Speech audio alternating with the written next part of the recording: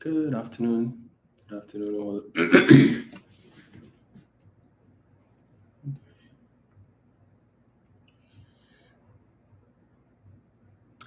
Wazid, good afternoon to you. Point Mana Sharon, greetings. Althea, Gillian Timmerman, good afternoon.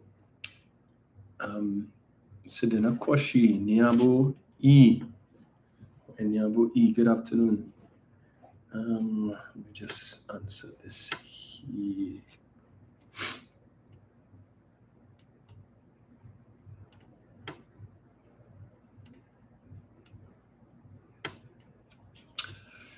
Dion Charles, hi, good afternoon, Dion. Nicola McNichols, greetings. Winston Jones, Juju Bernard, Jennifer Nathan, Marissa Guevara Diaz, hi Marissa. Jamun Alemu, Alison Boyce, true good afternoon to all of you all. Let me jump in one time. It's already 1:20. And like last week, I was supposed to work with a counselor last week and I didn't. I ended up staying on here quite late. And I told her I would come this week. Alicia Isaac, Jennifer Ashby Okoli, good afternoon. Kenneth Gabriel, Sedana Koshi, Terrence Cummings, greetings. Let me see here, please. I thought I sent this in.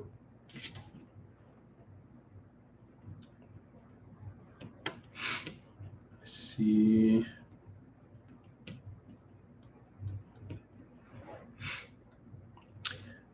Pauline Buckmeyer. Hi, Pauline.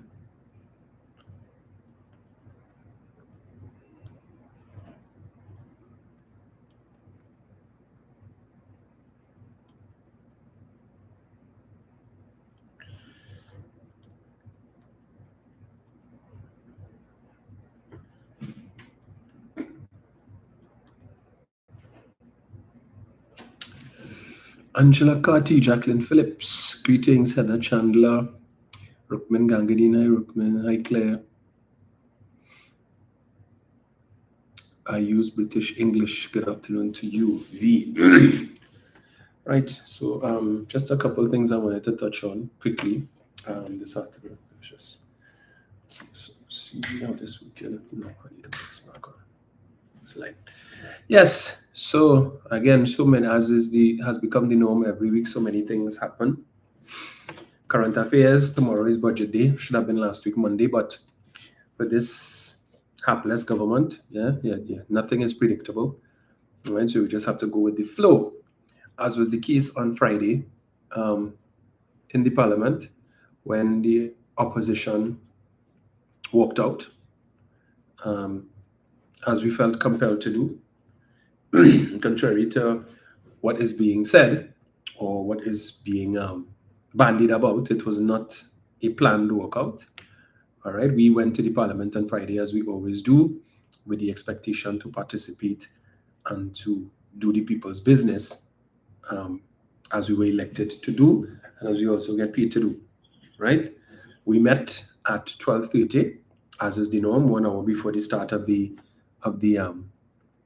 sitting, where we have our parliamentary caucus. We will discuss who is going to speak, the order in which we will speak, and how we are going to vote on the bills that are before us for debate. And last Friday was no different. We did that, and we decided that with the first matter, our speakers would be Kareem Marcel and Keith Scotland.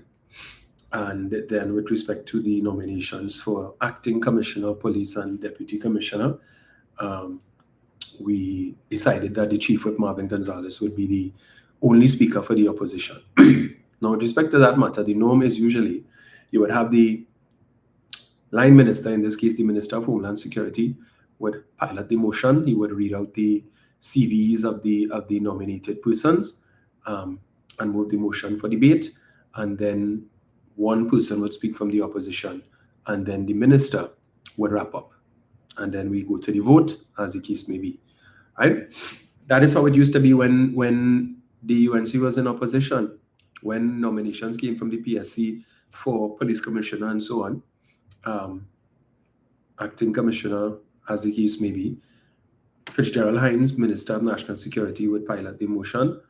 Normally, Rudal Munilal would have spoken for the opposition, then opposition, and then Mr. Hines would wrap up and they go to the vote.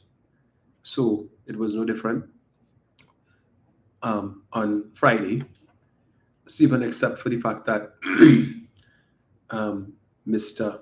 Padarat decided that he wanted to speak. In fact, when he got up to speak, he said he had not intended to speak in the debate. Nobody expected him to speak in the debate because we thought that after Marvin would have made his contribution, that Alexander would have gotten up and wrapped up, and then we would have gone to the vote, and that would have been the end of the day's proceedings, and we could all go home. But then Mr. Padarat decided, as is the norm with him, that he wanted to flex the muscles that he doesn't have, right? And it is clear that they came there last week Friday with the intention of provoking something. He didn't get through the first time when he sought to antagonize Kareem, and then he came again, second time. The man was being tediously repetitious, which there is a standing order that speaks to that. But if you're contributing and you keep speaking about the same thing and repeating the same points over and over, ideally, the presiding officer, who is the Speaker of the House, should have intervened and corrected that situation and informed Mr. Padarat that he was being repetitious. Because as the debate goes, the person who is speaking, the member who is speaking is addressing the chair. You are addressing the speaker. That is why you say, Mr. Speaker, Madam Speaker, you are addressing the speaker. So the speaker is supposed to be listening intently to your contribution, and he or she is supposed to be able to determine, I heard this person make the same point 2-3 times, and intervene and let the person know you're bordering on tedious repetition, so move on to another point, please. And because the speaker did not do that, we had to do so. And the person who chose to do so on our side was Nian Gatsby-Dolly. Nian got up about 3 times to draw to the speaker's attention, tedious repetition. The man was talking, he talked about some issue with talk about golfing and the commissioner going to golf, and he alluded to the merit list and that nonsense with Dr. Rowley, why he didn't call Dr. Rowley's name, about intercepting merit list and all kind of foolishness, and that they're not going to do that and so on. He said that about 3 times, and we sought to exercise patience, I could tell you, right? We, in our chat, we have a chat for the members of a group chat, WhatsApp, for the members of parliament on the opposition bench. And in the chat, we were discussing that he was being repetitious. In fact, after the 3rd time, Nian got tired of getting up, and she put in the chat, folks, could somebody else get up and raise it because the man overdoing it? And then she got up again another time, and of course the wajang in this guy, is there. And every time you correct him and you pull him up, he feels the need to come and throw salt or to be, as repulsive as he could be. And so that is what he did, and we just decided we had enough. We had enough.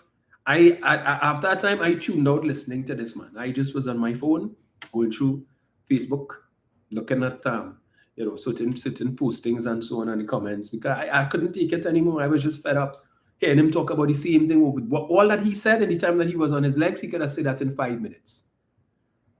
He could have said that in 5 minutes. And it was just totally intolerable. And we said, you know what? We're tired, we're fed up. If the speaker is not going to do his job, and when it is that we intervene, that the speaker would shoot us down and say that we are being irrelevant and overrule and allow them to continue to do the things that he would not allow us to do, then we had enough. Why are we there? They had the numbers to pass the motion anyway, so they didn't need us there. So we got up and we left. Now they're trying to make false equivalencies and so on, and talk about how the last speaker was biased and Bridget and Isaac George was biased and so on. Rubbish. And when I look at the comments of UNC supporters, the sycophantic supporters, who the only thing they could cite to show us evidence that Bridget and Isaac George was biased is to talk about when the UNC came with private motions to debate COVID and to debate things like flooding and issues with education and so on, and the speaker was shooted down. And they are saying that Bridget Anizet George would say that it is not important, it's not of urgent and national importance. Rubbish. If they were to go back, and it is there on Parliament Channel, thank God for Parliament Channel, they could go and review all of the debates and look at all of the sessions of Parliament where the UNC would have come and proposed debate on motions such as I just mentioned there.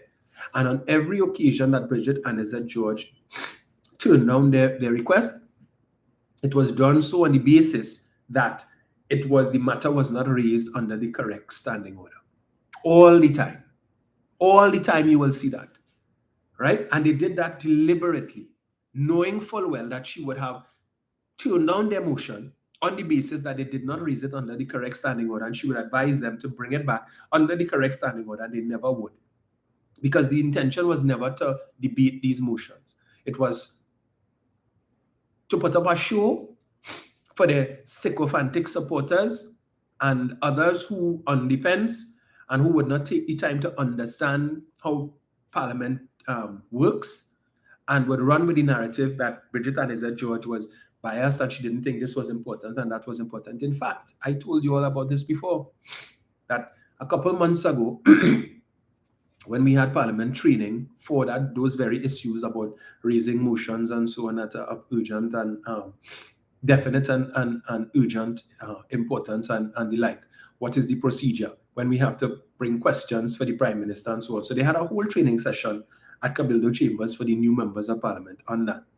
And one of the members of the Secretariat who was conducting the training indicated to us that if you have a motion that you want to bring that is of urgent and of national importance, that when you send it to them, they will review it and they will let you know if you need to change the wording, if it was being raised under the correct standing order and so on, so that you improve the chances that it will be approved by the Speaker.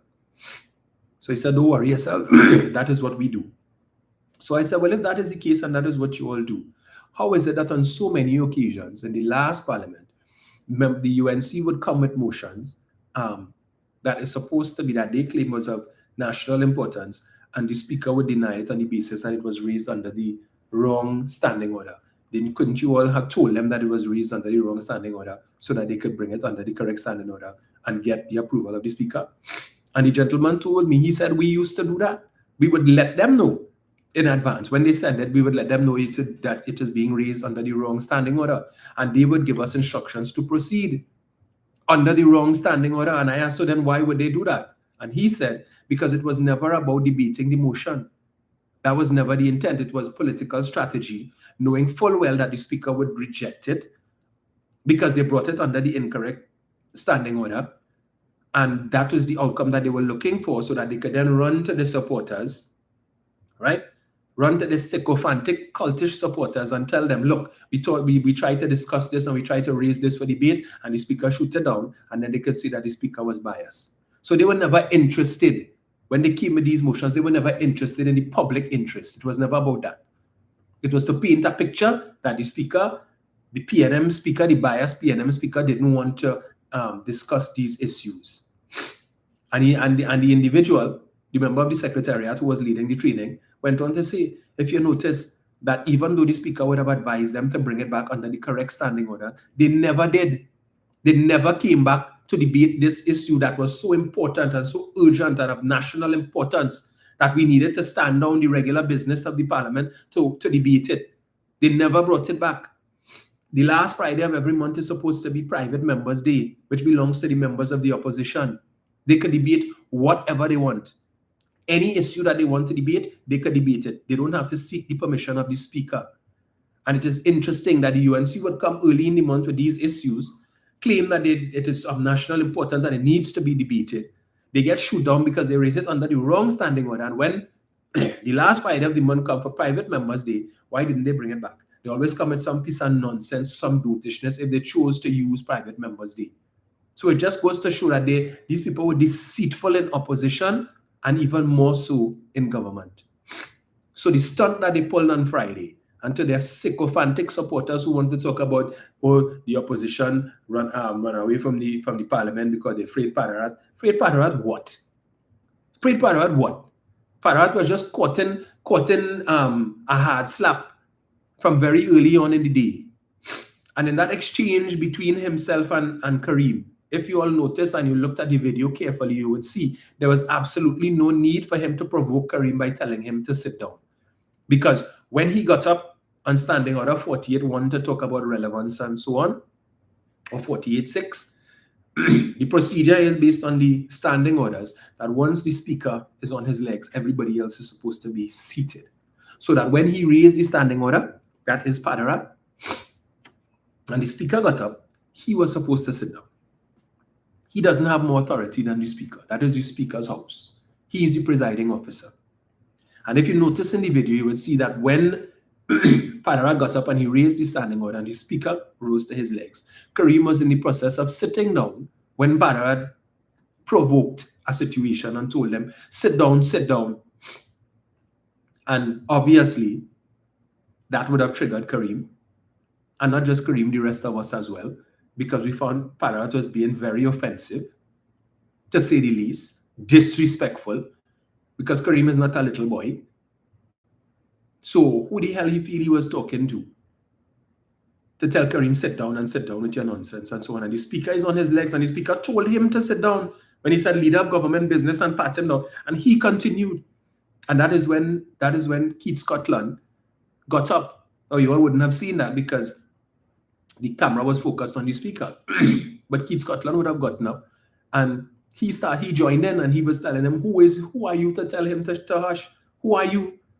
On what authority do you have? And then the shouting match started and all of us chimed in as well. So you were hearing all the noise in the back.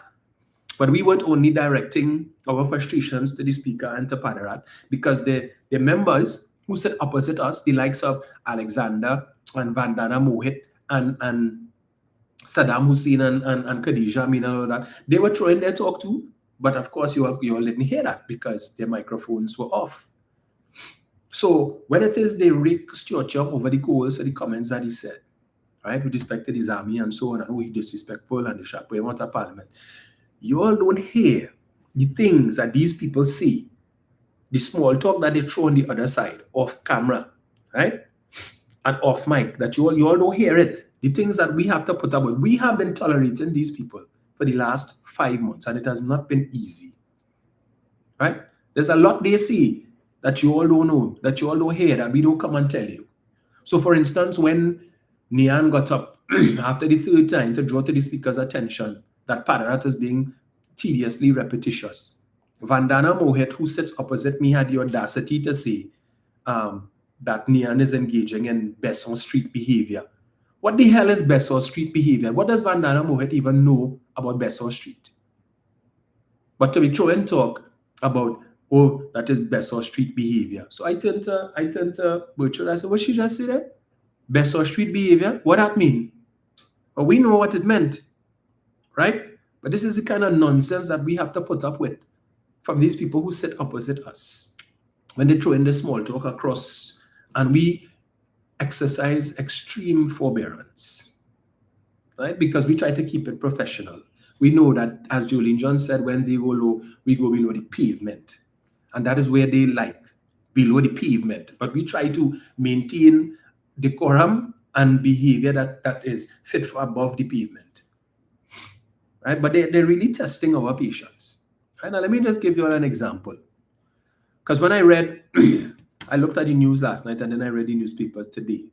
This upstart, that is Winfred James, talking about our walkout is the opposition's way of trying to get attention and to be relevant.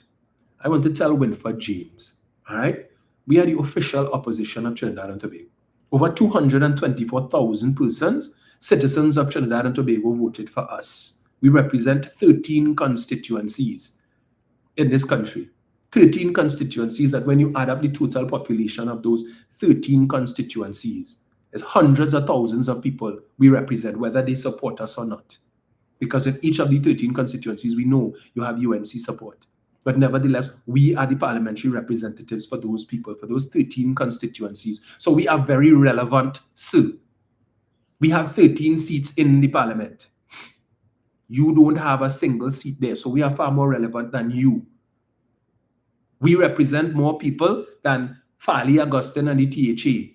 So we are very relevant. We don't need to walk out of Parliament for relevance. Okay? So you masquerading as some kind of big intellectual, and you are this political analyst. There's an old saying, sometimes it's better to keep quiet and let people think you're an idiot than to speak and remove all doubt. And when you gave that interview and talked that rubbish, you demonstrated that you're an idiot. And when you all try to downplay the role of the opposition, when the UNC was in opposition for the last 10 years, were they trying to be relevant? When they walked out of the parliament on at least 5 occasions, were they trying to be relevant? And if so, how come you never came on media to say that they were looking for relevance or trying to stay relevant? Our job as the opposition is to hold the government to book. And there is a lot to hold this government to book for, the amount of nonsense that they have done in the last 5 months and counting. Where is your voice for the 50,000 plus persons who have lost their jobs and could barely afford to feed their families? Where is your voice for them? But you could make yourself available to the media to talk rubbish and garbage about the opposition trying to be relevant. You and Shane Mohammed to waste that time looking to bend the knee in the hope that Kamla Persad-Bissessar will acknowledge you and give you a position like Selwyn Cudjoe, or like the next one, Indira Sajiwan, supposed independent political analyst. But we knew we didn't need to see her appointed to the board of the central bank to know where her political allegiances lay. One just needed to listen to the nonsense she used to be talking about. And her inability to present reasoned and rational arguments for the points that she would speak about. We knew where her political allegiances lay. So when the other day we saw her telling the opposition to not put words in the Prime Minister's mouth, and she came to the Prime Minister's defense, we were not surprised. But you all masquerade as being these independent political analysts, and you are speaking from a point of being impartial. Rubbish. So I don't know if it is all of a sudden now you're hearing Shane Mohammed voice more than ever. So maybe he's trying to say, look me. I see all your reward Indira. She used to be talking a lot of time. When they quoted Indira, they would quote me as well. Don't forget me. I need a work too. Everybody looking for position. Oh, Mrs. Persad-Bissessar, look me here. See me. You see? Like I defending your party too. Since position sharing out like that. Yeah, give me a work. Let me see if I get this here. No, I need to read this nonsense from some of these clowns. Let me get it here. PNM walkout from Parliament draws mixed reactions. Political analysts have offered differing views on the opposition PNM's decision to walk out of Parliament on Friday following accusations of bias against the Speaker of the House, Jagdeo Singh. Dr. Winford James describes such claims as a recurring feature of the country's parliamentary history, while Dr. Shane Mohammed argued that the Speaker has largely operated within the rules of the House. Shane Mohammed, do you know the rules of the House? You know how many times we have had to battle the Speaker on the standing orders? You know how many times? Maybe if you all would pay attention to the Parliament channel a little more often, and you'll see how many times we have challenged the Speaker on his interpretation of the standing orders. Because in case you all haven't realized, the Speaker, we have persons on the opposition bench who are far more experienced in parliamentary proceedings and procedures than the Honorable Speaker. All right? And they know what the practice was in the last Parliament. So that when it is, we have Prime Minister's questions, and he does not allow supplemental questions for the Prime Minister. One needs only to go back and look at the Parliament coverage of parliamentary sittings in the last 6 months to a year, and you would see how many times when you had Prime Minister's questions where Dr. Rowley would field supplementary questions, sometimes 3, 4, 5 supplementary questions on the same question. And Bridget Anizet-George never got up and say, well, she's not allowing supplementary questions and so on, and the standing orders do not allow. He is the presiding officer for the House. And if he allows it, then so be it. Who's going to get up and challenge him and say, well, Mr. Speaker, at the end of the day, but he wants to talk about we need to convene a meeting of the Standing Orders Committee and review the standing orders and so on, and loves to talk about, well, he doesn't have discretion and so on. For instance, when we took the vote on the first bill on AJIPA to with respect to the JPs and allowing them to issue search warrants and the like, when they call for the division, as they normally do, I never see a party or a group of people who love to call for division, so they want to hear everybody vote individually. You all have the numbers. As your Prime Minister said very early on, you all will pass legislation without us. You don't need our support because you have the numbers. Because tens of thousands of persons who normally support the PNM and who voted for us in 2020 decided that they wanted to stay home in 2025 because they were too upset about whatever they were upset about and decided to stay away and allow these people to get a significant majority so that they feel that they are the be-all and end-all and that they could disrespect the opposition. And we tolerate a lot from them. And it is our patience is wearing thin. Patience is wearing thin. Right? So it is enough that we have to take this constant abuse from that band of misfits calling themselves a government, whether it is audible or not. The abuse that you all hear and the abuse that you don't hear. It is already bad enough that we have to deal with that. But then to have to deal with a Speaker of the House, right? Who it seems after 5 months, almost 5.5 months, still has not acquainted himself with the standing orders. Or his interpretation of the standing orders is that you must defend the government at all costs. And every now and again, you might decide you want to dress down somebody in the government to give the impression that you are balanced. But always has to give a whole exegesis and a whole sermon when it is that he feels that he needs to dress us down and talking using Latin terms and all sorts of things as if he's in a courtroom. Not everybody in the opposition bench are lawyers to be familiar with these terms, these legal terminologies. Miss us with that. Dr. Winford James noted that similar to the situation with the current Speaker, claims were made against former PNM appointed Speaker Bridget Anizet George.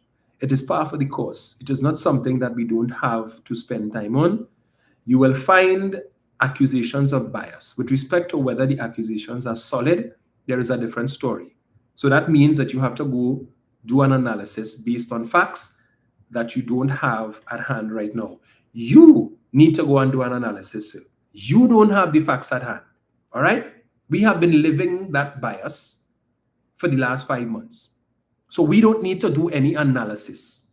He then goes on to say the opposition MPs walked out of Parliament accusing the Speaker of bias and prejudicial behavior before government members approved the motion to appoint the Deputy Commissioner and so on.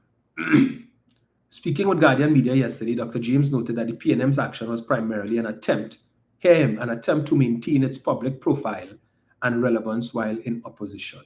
The PNM is looking for an occasion to remain relevant. An occasion to remain relevant? Okay, this man is a special kind of dotish. Right? I don't know if it is that he dotish for two. So like he was supposed to be a twin.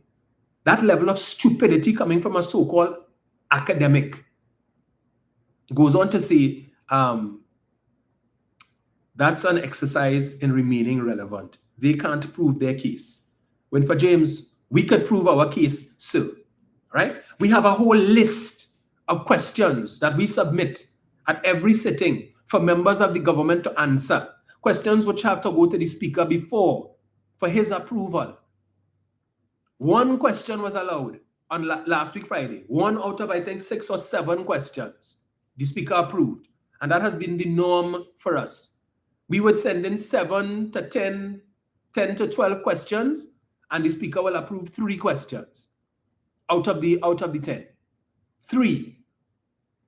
And that has been the norm for the last 5 months. We have the list of all the questions that we would have submitted and the email trail and so on, if you want to see that for analysis. So to talk rubbish about we cannot prove bias. Rock so that stupidness. When you don't know, hush. Hush. Because on the first occasion when we would have submitted questions and most of the questions were rejected, right? Marvin went and talked to the speaker to find out, well, why was the issue? Why all these questions were rejected? And he basically told Marvin, well, I don't want to give you any explanation. I'm the speaker and I'm not allowing those questions. So next, basically, right?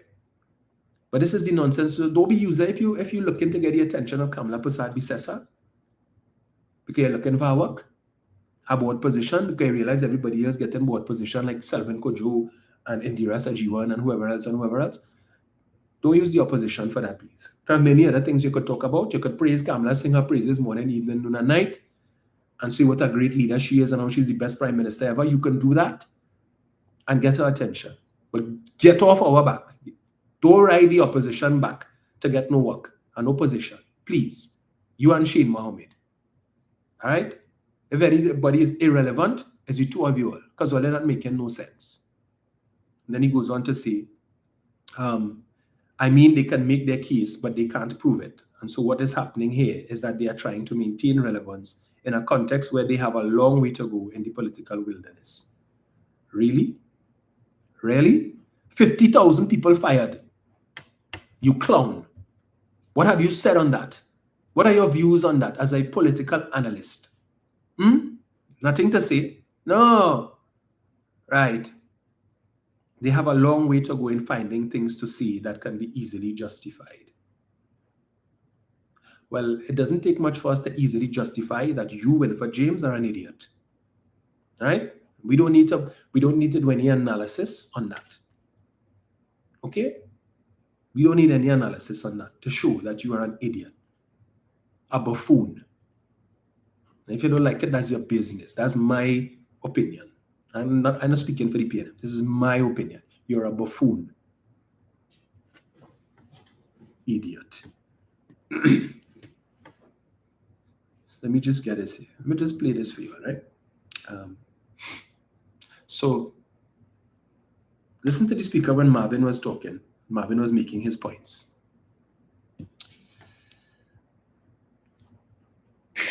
Thank you. The issue is a simple one.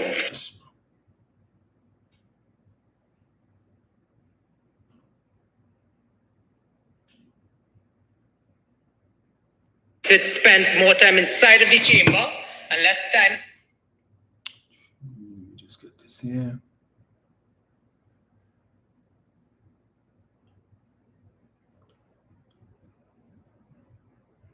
So, give me 1 second.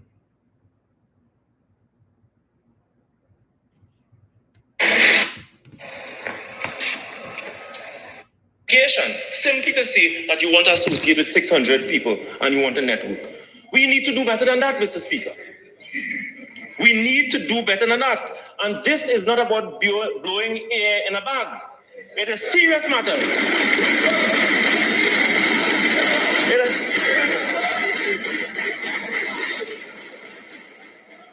They are serious matters, Mr. Speaker.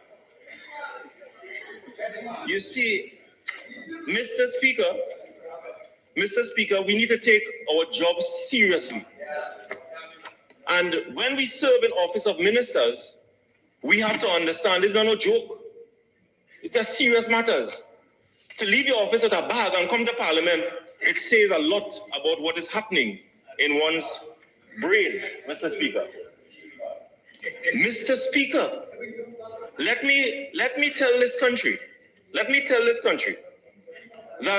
Mr. Speaker, we need some ask members to observe the standing orders. Mr. Speaker, during this state of emergency, we have 72 murders reported. 72 murders. 23 murders in the last 2 weeks, Mr. Speaker. And a triple murder last night. During a state of public emergency in Trinidad and Tobago. And that is where the opposition is taking issue, because this is a very serious matter. This is a very serious matter. So it cannot be. This is not a crime debate. Thank you. The issue is a simple one. It's either you're going to approve it or you're not going to approve it. That's the narrow issue. The narrow issue framed in the motion is that.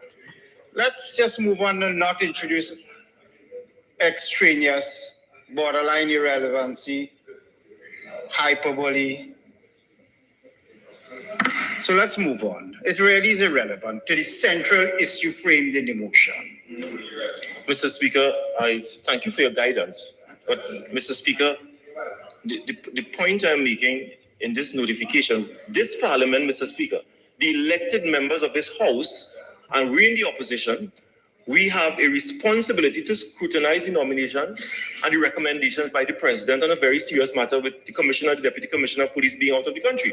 And we are saying that it must be taken in the context in which we exist in this country, where we have serious and pressing issues before us, because the Commissioner of Police and the Deputy Commissioner of Police, Mr. Speaker, in order to attend this conference, would have had to receive the objection or non-objection from the office holder. And that's the point I'm making. That's the point I'm making. And therefore, Mr. Speaker, we are saying that we have pressing issues in this country, where office holders, senior office holders should have taken all of these into consideration before allowing senior police officers, the Commissioner of Police and the Deputy Commissioner of Police to leave this jurisdiction, Mr. Speaker. And Mr. Speaker, the point that where Mr. Benjamin is concerned, a career. So the point that Marvin was making, right? And you heard, I played that for you to hear the speaker talking about, is either you're approving it or you're not. That is the narrow issue here. So irrelevancy and hyperbole and so on. And Marvin was making the point that we are still under a state of emergency. A state of emergency that the government called on the advice of the same Commissioner of Police who is now going off on this conference, telling us that things in this country were so bad that they had intelligence that showed something was going to happen that was so serious and so significant that on the same parallel as the 1990 coup, they used those terminologies, that they had intelligence that people were going to try and blow up half of the Attorney General's office with a rocket launcher, and senior public officials, their lives were in danger and all of that. And so serious was it that they decided to cancel this year's Independence Day parade, right? Because they didn't want to have all of these officials in one place, because again, the intelligence told them that that was not wise to do. It was so serious. And then at that time, we didn't have the amount of murders that we had in the last couple of weeks. But it was so serious. Up to today, nobody has been arrested with respect to this so-called plot to destabilize the government and destabilize Trinidad and Tobago. They have not retrieved any rocket launchers that were supposed to be used to blow up half of the Attorney General's building. All the people who were incarcerated in the maximum security prison, who they moved to Stobbles Bay and Tetron. To date, more than 2 months after this state of emergency has been enforced, they have not charged any of these persons who they told us were key players and masterminds behind this whole plot. More than 2 months later, you have not been able, the intelligence has not been able to identify any evidence for you to charge any of these people. So all you did, you just moved them from maximum security prison and you send them down Tetron and you send them down Stobbles Bay. But up to now, 2.5 months later, can't find one shred of evidence to charge any of them to bring them before the court for this heinous and egregious act that they were plotting.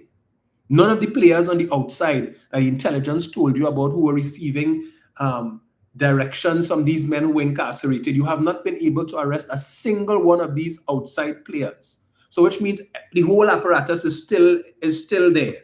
You have not dismantled the apparatus because you will lock up nobody, you have not charged anybody from inside, and you have not charged anybody from the outside.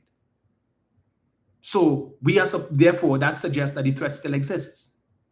But now the threat is so minimized that the Commissioner of Police can take a trip because he was invited to attend some conference of international commissioners of police and so on, right?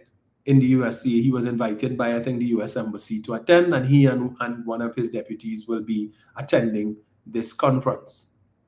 So he doesn't need to be at the helm to spearhead operations in Trinidad and Tobago to make sure that law and order is maintained. The situation that was so urgent just 2.5 months ago has been sufficiently mitigated that the commissioner feels comfortable enough to hop on a plane and go abroad, and nothing is going to happen. Could you please tell us, Mr. Commissioner, what has caused you to have this level of confidence, okay, that all is well? That the situation that you claim existed on the 31st of August that warranted cancellation of the Independence Day parade, that it no longer exists. Because you were on I-95.5 just a couple of weeks ago, telling the country that the threat, contrary to what you said before, that the threat still exists. The threat still exists. And that while you have intelligence, you have not been able to gather evidence, information. So it seems that this intelligence is more artificial than real. Because while you may have been able to fool the UNC faithful, the rest of us are not fooled, because we know this was really a crime-fighting tool. Because every time you all have to talk about the reduction in crime and how we've had a reduction in murders year to date as compared to the same period last year, everybody keeps referencing the state of emergency as being the reason for that. Whether it's the Prime Minister, the Minister of Legal Affairs, the Minister of National Security, the Attorney General, or the Commissioner of Police himself. You all could point to nothing else that you have done in the last 5 months to contribute to the reduction in the murder rate year to date, which we have seen an upsurge in the last couple of weeks, with double and triple murders taking place.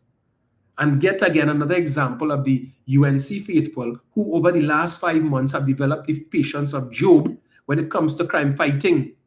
So if we had had all these murders taking place when Keith Rowley was there, and when Fitzgerald Hines was there, we would have heard Rowley must go and Hines must go. And when the PNM in power, murder does always go up.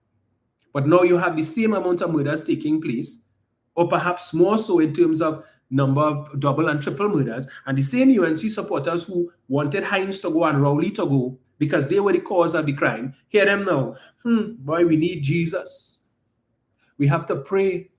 We need divine intervention. Lord, put a hand, help the country. We need to come together as a nation and pray. You didn't know about prayers between 2015 and between September 7, 2015 and the 28th of April, 2025. You all didn't know about prayers.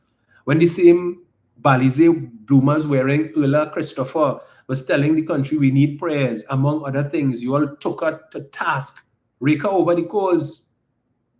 She calling for prayers. That is the pastor commissioner. Prayers. People dying on the street every day and she talking about pray. But all of a sudden now they know the importance of prayer. It's not Kamala must go and Alexander must go and Wayne Sturge must go and Devish Mirage must go. No. None of that. All of a sudden we must pray. I am not discounting the power of prayers, but they didn't know the power of prayer before the 28th of April. Now they know it. Now they have the patience of Job for the cost of living. Yeah, all of a sudden, they don't mind the high prices in the grocery. Yeah, because we understand 5 months and 6 months is not enough for the government to turn things around. They need more time. How much more time they need? 2030 will come and you all will still be singing the same song. 5 years wasn't enough for them to turn things around. 5 years wasn't enough for them to fix what the PNM took 10 years to destroy. So we need 20 years.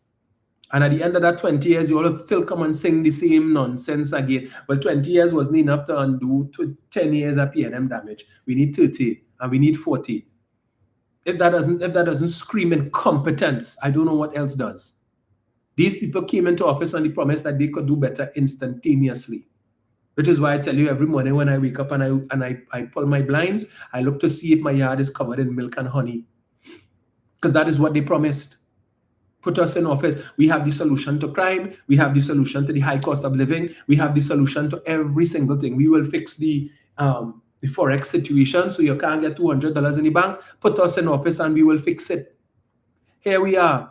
5.5 months later, you could get more than 200 US in the bank? Has that situation improved? How come you're not complaining about it anymore? Yeah, Every opportunity you all got, you're running on social media to complain in the comments. You can't even get 200 US in the bank, and you're traveling and you can't get 200 US in the bank. Did they fix it? How much more time they need to fix it? Because I saw that our former Minister of Finance, Vishnu Danpal, put out a post showing central bank data, showing the decline in this country's foreign exchange situation. That our forex reserves under the PNM, it took over a year. It took over a year for our forex reserves to fall from 5.8 billion to 5.2 billion US. Over a year, right? To decline by 600 million. In the space of 4 months under the UNC, it has gone from 5.2 to 4.6. So what it took over a year to happen under the PNM has happened in less than 5 months under the UNC. A decline of over 600 million US dollars in less than 6 months. But under the PNM, it took over a year for that decline to take place. Where are all the bleeding hearts who used to be talking about how much Forex Kamla left in 2010 and how it declined under Keith Rowley? Where are you all then to talk now to tell us how much Rowley left and how much it is today under Prasad Bisesa? In the space of 4 months, over 600 million US decline, where that went? Who did it go to? You all wanted disclosure as to who gets the bulk of the foreign exchange. You all got rid of Alvin Hilaire, the former central bank governor, because he refused to disclose that information, because he did not want to break the law, the Central Bank Act, which speaks specifically to that under Section 10, which forbids him and officers of the central bank from disclosing any information as it pertains to any of their clients. You all rake him over the coals and applauded when he was fired. Applauded when he was fired. Right? But $600 million US decline in the space of 4 months, as opposed to 600 million in over a year, and you're not calling to find out who got that foreign exchange, where it went, and how did we have such a precipitous decline in such a small space of time? You're not interested in that. All of a sudden, patience of Job, you don't need that information anymore. But when the PNM was there, transparency and probity, and we want to know, and we want to know, but now you all don't want to know. You're not interested in knowing, because it happened under your government that was supposed to fix it, right? Based on what they promised, it's not supposed to be under 5 billion. We should be over 6 billion now, approaching 7 billion in foreign exchange. Because the problem was the PNM. The PNM government and the PNM central bank governor, well, all of them gone. How come it continues to decline at a rate much faster than when they were there? With this dirty managed float, even with the dirty float, they were still able to keep it above 5 billion. But in the space of 4 months, it has gone below 5 billion, and all of a sudden, the UNC faithful have gone quiet. They're not interested to know where the Forex going anymore. They're not complaining that they could only get 200 US anymore, because I'm certain I can tell you, it hasn't improved. Right? Has not improved. But shh, don't talk that. Don't talk about that. So last night, we saw yesterday, the Prime Minister had her Diwali celebrations in her constituency. They block off street and all kind of thing, right? Inconveniencing commuters. But that's okay. That's okay. UNC supporters don't mind that. I hear them. But it is block out the same streets for Carnival too, and we think, so what's the problem if they block it off for the Prime Minister? Yeah, it's okay. Right? But the Prime Minister walking big and bold in the street, open. She, members of her cabinet, perhaps the whole government was there, and others, walking in a big open space. Big open space. Right? No fear, no concern that anybody would fire a rocket launcher. No concern that anybody would just show up, that a group of men would show up with high-powered rifles and open fire and shoot anybody. No concern about anybody throwing a grenade in the crowd. No. No such concerns at all. We're still under state of emergency. So then we must ask the question, why are we still under state of emergency? Because if the situation has been so well that the Prime Minister could feel comfortable to walk with her entire cabinet in the middle of the road with minimal security, certainly not the type of security that you would have had at the Savannah and Independence Day. If you're so comfortable, you and your entire cabinet, to walk in the middle of the road at that hour of the night without any concern for your safety, why are we still under a state of emergency? Madam Prime Minister, tell us now. We would like to know. Why do you continue to curtail the freedoms and liberties of the citizens of this country if you are so comfortable that the threat no longer exists? That you feel comfortable attending all of these public events and no concern for your safety and that of the members of your government? Why are we still under a state of emergency? This is what the citizens would like to know, madam. Right? Probably not going to get an answer to that, but anyway. Let me see, what's the time there? All right, so many other things to talk about, and time is limited. And people are asking relevant questions in the chat. And of course, our Prime Minister loves to use the word war. Everything is war. She's going to war for this country. War with who? With whom, madam, are you going to war? I wonder, you're going to war with Maduro? So they get a Kobo Sweat license last week. A Kobo Sweat OFAC license. A license for 6 months that has seemingly far more requirements than that of what the PNM was able to secure for 2 years. You all recall when the PNM got the 2-year OFAC license, you had the UNC. We're talking what they could do in 2 years. 2 years, where could do with that 2 years license? You need 2 years just to negotiate with the energy companies and so on. 2 years can't do nothing. That's a waste of time. But they get a 6 months license, right? And they're rejoicing. Bring out the champagne, bring out the Grey Goose, bring out the punching. Yes, let us rejoice. Kamala went to Washington and she got her OFAC license, only to hear a Kobo Sweat license for 6 months that has certain KPIs and certain minimum requirements that must be met with respect to negotiations.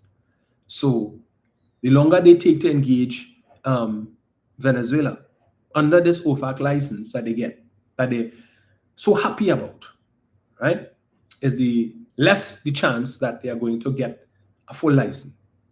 So while we would have gotten a 2-year license under the PNM, a whole 2-year license, right, that would have allowed more latitude, more time for negotiations. And we saw the amount of intense negotiations that had to take place, that had Stuart Young running from Port of Spain to Washington to Caracas.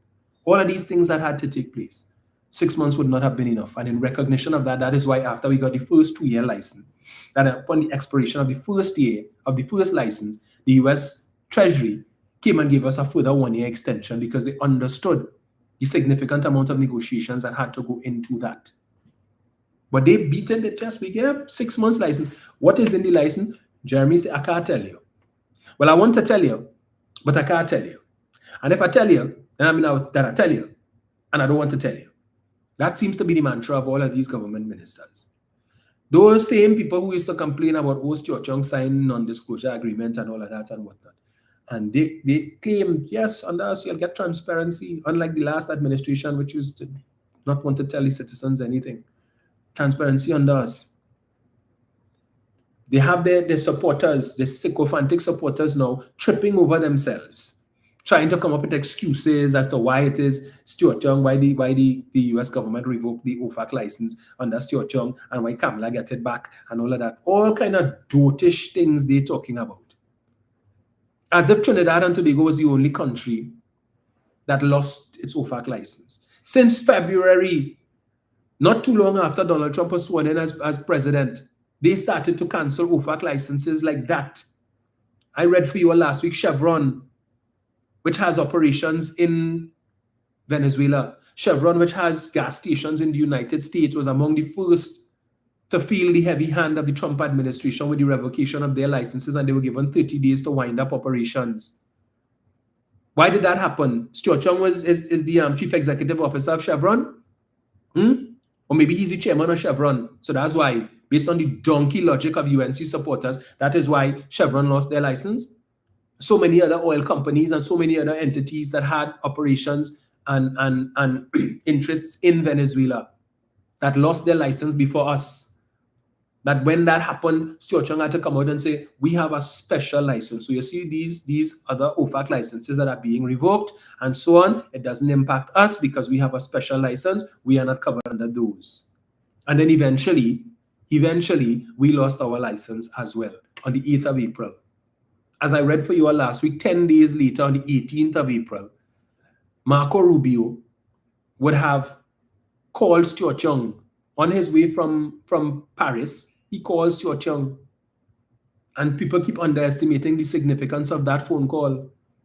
He didn't wait until he reached back to the US. What was so pressing on his mind that 10 days after you all revoked the OFAC license that he felt the need to call Stuart Young to discuss the very same issue. And in that press release that came out from the US State Department, his office, Marco Rubio's office, where he spoke about, notwithstanding the sanctions on Venezuela and so on, that Stuart Young is exploring strategies and options for the furtherance of these projects to benefit Trinidad and Tobago's energy sector without infringing on US sanctions on Venezuela. 10 days after that phone call, we had a general election, which the PNM lost. 10 days after. So it stands to reason that if it is we had not lost that election, and Stuart Young was the Prime Minister of Trinidad and Tobago today, we would have gotten still have gotten the OFAC license, because I'm clearly, based on that press release that I read for you last week, Marco Rubio had given Stuart Young a mandate. Come up with something else. Come up with solutions on how we could still have this Dragon gas deal go through without infringing on our sanctions on Venezuela. And the main issue is we don't want the Maduro government to benefit financially. So when I hear these clowns talking about the OFAC license and that Stuart Young had, and the reason why the US take back the license is because they wasn't supposed to pay Maduro any money, and Stuart Young and Rowley pay Maduro how much, hundreds of millions of dollars, and all kind of nonsense, and that is why it is absolute garbage. It is clear. Anybody who would have listened to John Jeremy's press conference last week would understand, based on what he said, the very little that he said. Though he said very little, you could glean quite a bit from what he said.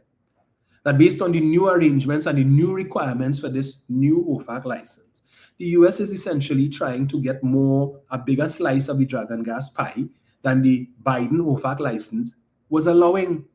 Because under the OFAC license granted by the Biden administration, it is clear the players were supposed to be PDVSA, Shell, NGC. All right? Those were the three main names that we heard mentioned. No mention of any other US companies who were supposed to be a part of the enterprise and to benefit and so on. Now we are hearing that there are to be US companies that are supposed to be players in the thing.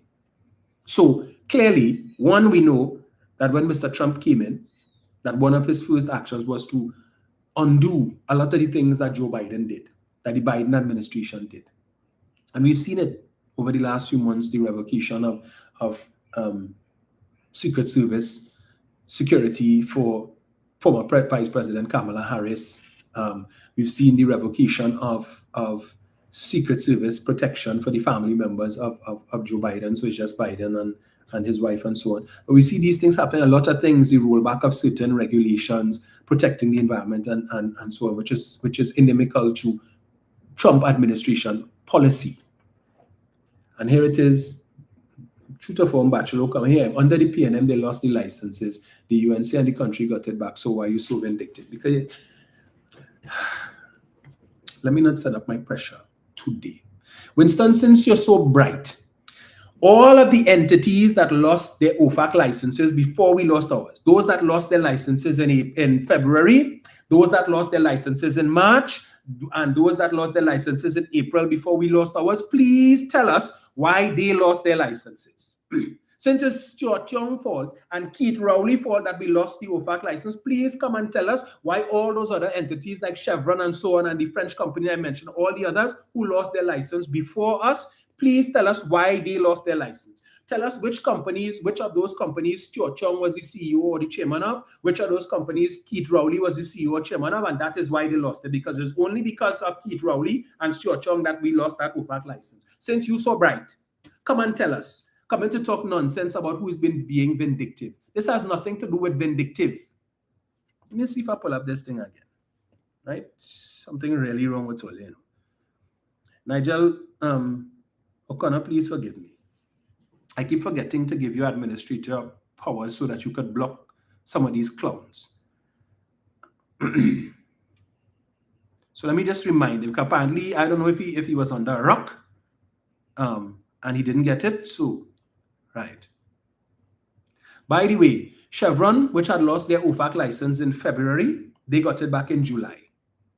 All right? They lost theirs in February, and it was reinstated in July. We lost ours in April, and now. But as you're on that point, and since you want to talk nonsense that you don't know nothing about, and who being vindictive and what Kamala get, on the 3rd of May this year, when her cabinet was sworn in, Saturday the 3rd of May, when her full cabinet was sworn in, Kamala Persad-Bissessar was interviewed by members of the media outside President's house immediately after the swearing in. She was asked about the Dragon deal. And her words, Dragon is dead. Dragon is dead. The PNM kept it alive for 10 years. And if they couldn't bring it to fruition in 10 years, if it couldn't happen in 10 years, it's not going to happen now. We should have been looking elsewhere for gas. And so my government, we will be looking at Guyana, we will be looking at Grenada, we will be looking at Suriname and also Tobago. Her words, Dragon is dead. The media then went on to ask her, so is it that her government plans on pursuing the Dragon gas at any point in time in the future? She said, well, you never know, but that is not right now, not for the foreseeable future. That's what she said in the clip. Not right now. Our focus right now is Suriname, Grenada, Guyana, Tobago. Dragon is dead. Subsequent to that, right? When the media was asking and the people were asking, well, all these promises that you all made, where the money coming from? Where the money coming from? And she said, don't worry, we will find it. We will find it. Munilal went he went Washington, he went Suriname, he went Guyana, I think you're right, he went Grenada too, and he met with Dickon Mitchell, the Prime Minister of Grenada, to discuss, because this is where they're looking, that is where the PNM should have been looking instead of putting all the eggs in the Dragon basket. That is what they said. 3rd of May, Dragon dead. Thanks to this latest development with the OFAC license, we learned that on the 19th of May, the government of Trinidad and Tobago, led by Kamala Persad-Bissessar, applied for an OFAC license for the Dragon gas. The 19th of May, 16 days after she said and declared, Dragon is dead. That is not a priority for us. The PNM kept it alive for 10 years, and if you couldn't achieve it, if you couldn't realize it or bring it to fruition in 10 years, you can't do that now. This is the 3rd of May, this lady said that. And 16 days later, on the 19th of May, we now find out that they applied for an OFAC license for the Dragon gas deal just over 2 weeks after she made that declaration. 2 weeks, 16 days after people were asking where the money coming from to give the 10%, where the money coming from to fulfill all these promises. Where is the money coming from? We will find it somehow. Somehow we will find it. We have unexplored acreages and so on. Everything we were hearing, no mention of any Dragon. They never told us that they applied for an OFAC license since the 19th of May. Never told the country that. All the press conferences that they had, but they're talking about transparency and probity, and we will not hide things from the country like the PNM did. But on the 19th of May, just 2 weeks after, you applied for an OFAC license and said nothing to the country whatsoever. That is what you call transparent governance. Now we know it wasn't that somebody wake up on the morning of the 19th of May and say, let's apply for an OFAC license. One would think that this is a discussion that would have been had either at the cabinet level or at the very least at the cabal level, the inner circle of the Prime Minister. And what was it that spurred them to do that? To make an about turn, a 180-degree turn in just 16 days. 16 days later, they not to say a month later or 2 months later, 2 weeks. 2 weeks later, you applied. You didn't discuss it. 2 weeks later, you actually applied. So discussions were being had immediately after that interview that she did on the 3rd of May. It means that right after that, they would have started discussing applying for this OFAC license. After you declared Dragon was dead and that it was not a priority for your government. discussions were being had at the cabinet level. You all had several post-cabinet press briefings, and not once did you ever bring that matter up. What led to that? You remember on that same Saturday, she told us that Tanku, when he goes to work on Monday and in his first day on the job as Minister of Finance, that he would report to the country the state of the country's finances and the state of the treasury. We were supposed to get that report on Monday. We didn't get it. The media followed up with him a few days later. He said, well, I know it's going to take a little longer. We need a week. The week passed. We still didn't get the update. To date, we have not gotten that update. So we'll probably get it tomorrow, because we know they're coming to spend half of the budget time to talk the PNM and what the last administration did and what they didn't do, and wastage and corruption. That is what they're going to waste the public's time. So we have to sit down in that cold chamber and listen to this man come and yap and talk about what the PNM and the last administration and the people don't want to hear that. They already voted on that. You all sold a good story to the gullible, and they came and they voted for you. You sold a good story to convince a significant number of PNM supporters not to vote, to withhold their votes, so that your people and their votes would be sufficient for you to win. The population don't need to hear nothing about what the last administration did, and that is irrelevant. They want to know what you all are going to do going forward, because you said you could do better. All the problems and all the ills that you said that was plaguing the country under the PNM, you all said you could fix it. That's what they want to hear. How are you going to fix it? Not to hear about Rowley do this and what Rowley do in 2016 and what Rowley do in 2018 and what Stuart Chung do. And we don't need to hear. We're not interested. You have plenty time down the road for that. All right? So what I would like Winston Bachelor to tell me is on the 3rd of May, your Prime Minister said Dragon dead. She was asked the question if she plans to pursue Dragon at any point in time in the future, and she said, at this point in time, no. That is not the priority. Because if Rowley and them who tried to keep it alive for 10 years they could not seal the deal in 10 years, you can't do it now. So we put that on the back burner. After we maligned it for how many years, we would be hypocritical now to come and pursue it. With the same narco-trafficking president who is still in office. The same narco-trafficking president that they must now go and negotiate with. The same one that they were calling for sanctions on Rowley and Stuart Chung for negotiating with the same narco-trafficker as the same narco-trafficker that they now have to go to Miraflores and talk to. The same narco-trafficker who was doing the conga line with Rowley. Yeah? That they had an issue with. Munilal is now prepared to go and shake his waist and do conga line and dirty wine and anything else that he has to do with Maduro to be able to seal the deal, because they only have 6 months in which to achieve certain milestones in order to get the second Kobo Sweat license. Right? Because if they give you a license for 2 years, it will take your time. Trump ain't had time for that. He wants results no. So we're giving you 6 months, putting pressure on you, you'll be sweating bullets. Because if you don't achieve these KPIs, if you don't achieve these minimum milestones in this 6 months, it will impact on your ability to be able to get the second Kobo Sweat. So make it happen. So what are they going to do now? Well, they talk about Delcy and Wilma Ruperti and Astrobal Chavez. You all remember that? And Roberts used to be talking plenty about that. Wouldn't it be something if you all go to Miraflores and in the room with Mr. Maduro and Delcy is Wilma Ruperti and Astrobal Chavez? I hope I'll take Anel Roberts with you. Maybe he could introduce you to these people since you know them so well, because he used to be yapping about them for years. Well, maybe he carry he with all you. Yeah, take him with all you so he could talk to them. He know how to pronounce the names. Yes? The hypocrisy. Let's see you all do that. But right now, Mr. Chavez has bigger, Mr. Maduro has bigger fish to fry.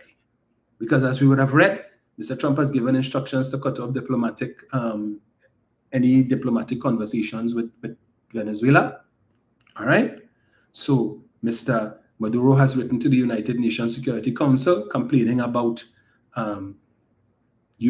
perceived U.S. aggression against his country. And right now he is in survival mode. He is concerned. So Dragon ain't really a priority for him. he trying to make sure that he could stay in government, especially since his main opposition leader just got the Nobel Peace Prize last week. So she's still very much relevant. All right? But understand the government that you are working with. A government that told you on the 3rd of May, Dragon dead, and then we only hear now, 4 months later, almost 5 months later, we are now hearing that they applied for an OFAC license just 2 weeks after the Prime Minister made that declaration. And they told the country absolutely nothing. Munilal went to Washington earlier on. Clearly nothing positive came out of that. Because if anything positive came out, they would have talked about it. But he went to Washington. We don't know who he talked to, what they discussed. But this is the transparency government. Don't worry, we won't hide things from you like the PNM used to. And like how Stuart Young and his NDA. No, don't worry. You wouldn't have that problem with us. Prasad Bisesa, upon her return from Washington, her return from New York, in the press conference she had at the airport, she's on record as having said that while they were on the train on their way to Washington, both her Minister of Foreign and CARICOM Affairs and her Minister of Legal Affairs, and she asked them, you all think we will get through? And they said they didn't think that they would get through. They didn't think, they were not confident that they would get the OFAC license. And she told them, don't worry, have faith, God is good. That's what she said. So up until that point in time, 2 weeks ago when they were on that train, they didn't know what the outcome of the application since the 19th of May would be. And for all we know, probably nothing. But she might have raised it in that discussion with Marco Rubio. She would have raised it, and we see what would have happened. But obviously, the U.S. decision to grant this OFAC license would not have happened in the space of that 1 week or 2 weeks since Prasad Bisesa met with Marco Rubio. All right? This is something that would have been under active consideration, because the fact that the license speaks to 6 months, what is supposed to happen in this 6 months, we hear about certain US companies that will now be players who were not part of the equation before, so that the US now is going to be getting a piece of the pie, the dragon pie, a piece which they were not interested in before under Biden. It was give Trinidad and Tobago the license because we understand, based on discussions with Stuart Young, how important this is to Trinidad and Tobago's economy and Trinidad and Tobago's economic well-being. So this is not the United States wanting anything from this. Okay? We are granting the license based on the pleadings of Stuart Young and how important this is to his country and what has been done, and only back and forth that was done. All right? In came the Trump administration, and I would imagine that they would have looked at these OFAC licenses, looked at this one after Stuart Young would have had initial conversations with Mr. Rubio, whether it is that he would have gone back to the US and would have told them, well, pull this OFAC license for Trinidad and Tobago, let me see what this is about, what it entails, how the US could benefit from it. And when they understand the quantum of gas that we're talking about, the quantum of gas, and I keep saying, while the UNC is so myopic and they only seeing Dragon, Dragon was just a small piece of the pie. You all heard Dr. Rowley, those of you who listened to Dr. Rowley's press conference, just what it was, right? Dragon is about 4-point-something trillion cubic feet of gas. 1/3 of our proven reserves of just over 11 trillion, probably fall by now. But that Dragon was just a small, and this, I have been telling you all this for the longest while. Dragon was just a small piece of the puzzle, the gateway to the bigger Mariscal Sucre field, which has over 200 trillion cubic feet of gas. And if it is that we did well with Dragon, and we did well with Loran Manatee, you know, we had to decouple with Loran again because of the whole sanctions and so on. We didn't get back the OFAC license. We didn't get OFAC license for Loran. Loran, which has over 7 trillion cubic feet, more than Dragon. We were able to get to negotiate thanks to Stuart Young. The UNC sycophants wouldn't give Stuart Young his kudos for that. Those negotiations to be able to get Venezuela to agree to delink Loran and Manatee, which is our side, and Loran belonging to Venezuela. And as we made the point before, why that was a spectacular feat is because it's one whole big field. But there is no wall separating Lauren from Manatee so we could say, well, all right, all the gas on this side of the wall belongs to Trinidad and all the gas on that side of the wall belongs to Venezuela. It's one big field. So unless they could go and listen to the gas and listen to which gas talking Spanish and which gas talking English, so we know the English-speaking gas is Trinidad, so we only extracting that. But any Spanish-speaking gas, you have to send it back. Right? So if any Spanish-speaking gas in the pipeline, we need to extract it and send it back to Venezuela because we don't have any permission for that. That is a big concern. How do you extract gas from a big field that is shared by two entities without you encroaching on the other side? And we were able, Stuart Chung was successfully able to get Venezuela to agree to that delinking such that today Manatee should soon enough be coming on stream and we are benefiting. What contribution, what did the UNC do for that? What contribution did the UNC make other than to antagonize Maduro? To the point where he could have said, well, when I fed up, forget that. No delinking. To hell with all you. Everything that they did could have contributed to that outcome. But instead, no kudos. All the experts, nobody talking about Manatee and how Stuart Chung was able to accomplish that. No discussion about that. And the contribution that Manatee plus Dragon is going to have on the country's economic fortunes. No talk about that. But the focus is on Dragon.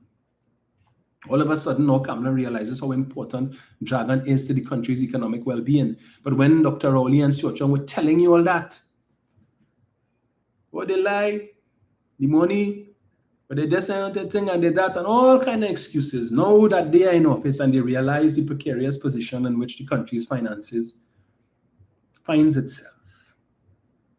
And that they don't have the money for all to realize all the promises that they made. And the quickest way to get that money is Dragon. The only thing standing between Trinidad and Tobago's bank account, right, and Dragon was the OFAC license. If you have to pursue Guyana, and you have to pursue Grenada, and you have to pursue Suriname, we're talking a number of years. We're talking here proven versus suggested. We're not sure. We don't know. We still have to convince these companies to come and spend their money and then negotiate with them. And then they now have to put infrastructure in place to start to look. But we already know Dragon is proven, the gas is there. It is ready to go. Stuart Chung has done all the groundwork, everything. He has built the relationship with Venezuela. He has done everything. The only thing we need, only thing standing between us and Dragon Gas is an OFAC license. Of all the things they talk about, all the different places we could look for gas, the easiest and quickest way is Dragon. All we need is an OFAC license. The other places, plenty more.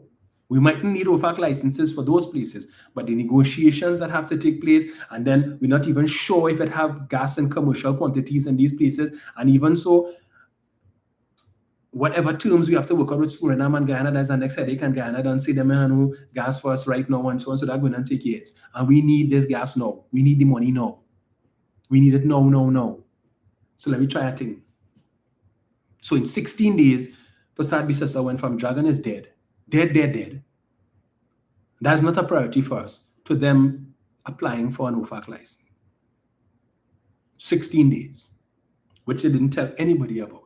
I'd love to see how their supporters, their sycophantic supporters, defend that. Tell us now, Winston Bachelor, why didn't the UNC, this transparent government, tell the country that they applied for an OFAC license since the 19th of May? You would think that's big news. Why didn't tell? Why? Tell us.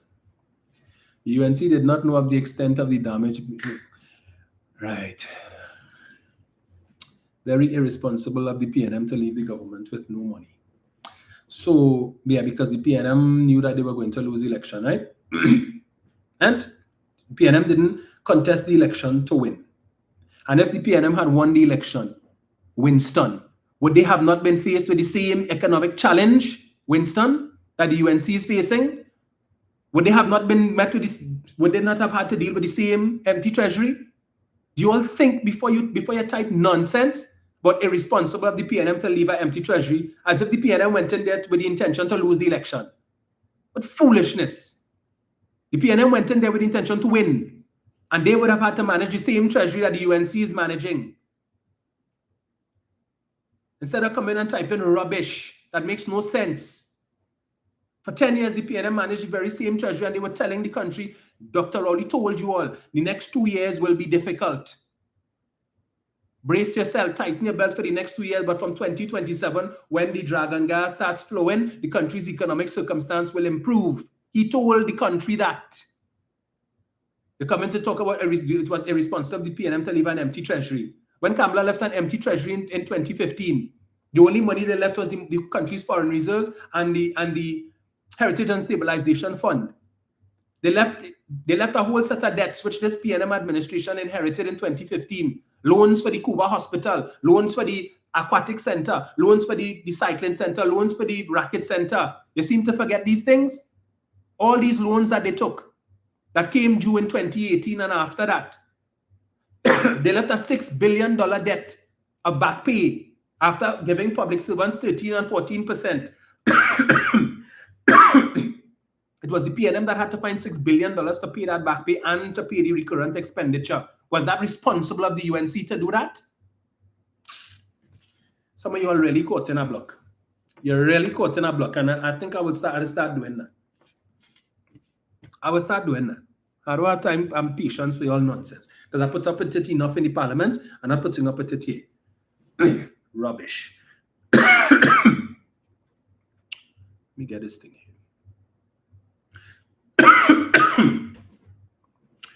Secretary Rubio's call with Prime Minister Young of Trinidad and Tobago.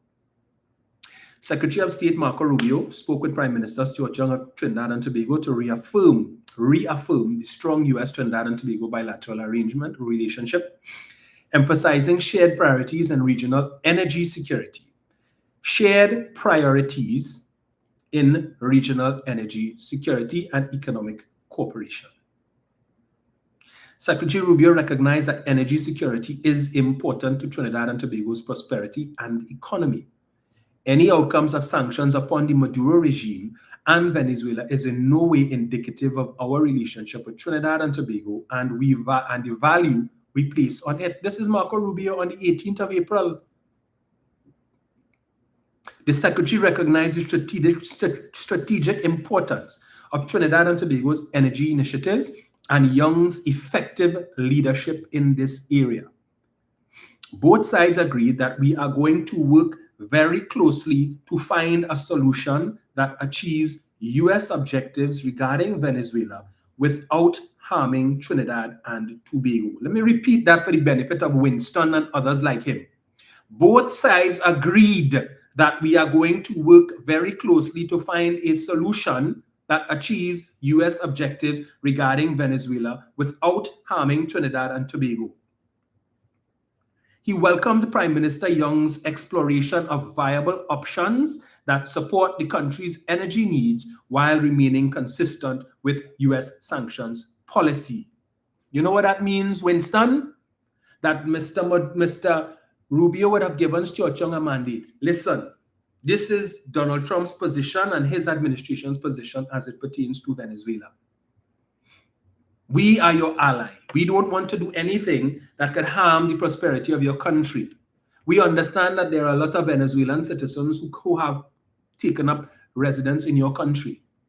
We do not want to harm your country's economic prosperity such that we have a situation where citizens of Trinidad and Tobago now find themselves compelled to come to the United States of America illegally because they're trying to escape economic hardship in your country brought on by our policies. We don't want that. We have enough illegal immigrants in our country, and we intend to crack down, and we don't want to worsen the situation, and we want to maintain our friendship. That is why this is Rubio saying here that they will work closely. Let me get it again. Both sides agreed that we are going to work closely to find a solution that achieves U.S. objectives regarding Venezuela without harming Trinidad and Tobago. Which means he understood that the withdrawal of the OFAC license would have harmed Trinidad and Tobago, and something that he's saying here he does not want to do. 10 days after this was released, there was a general election which Stuart Young lost. Based on this release, it is clear that had Stuart Young and the PNM won the general election, these conversations would continue to be had. Because you didn't say here, we will work closely together until the 28th of April. There was an expectation that if the PNM had won the election, they would have continued to engage. The fact that this man, 10 days after they pulled the OFAC license, was on a plane from Paris to the United States and felt the need to call Stuart Young says a lot. It says a lot, Winston.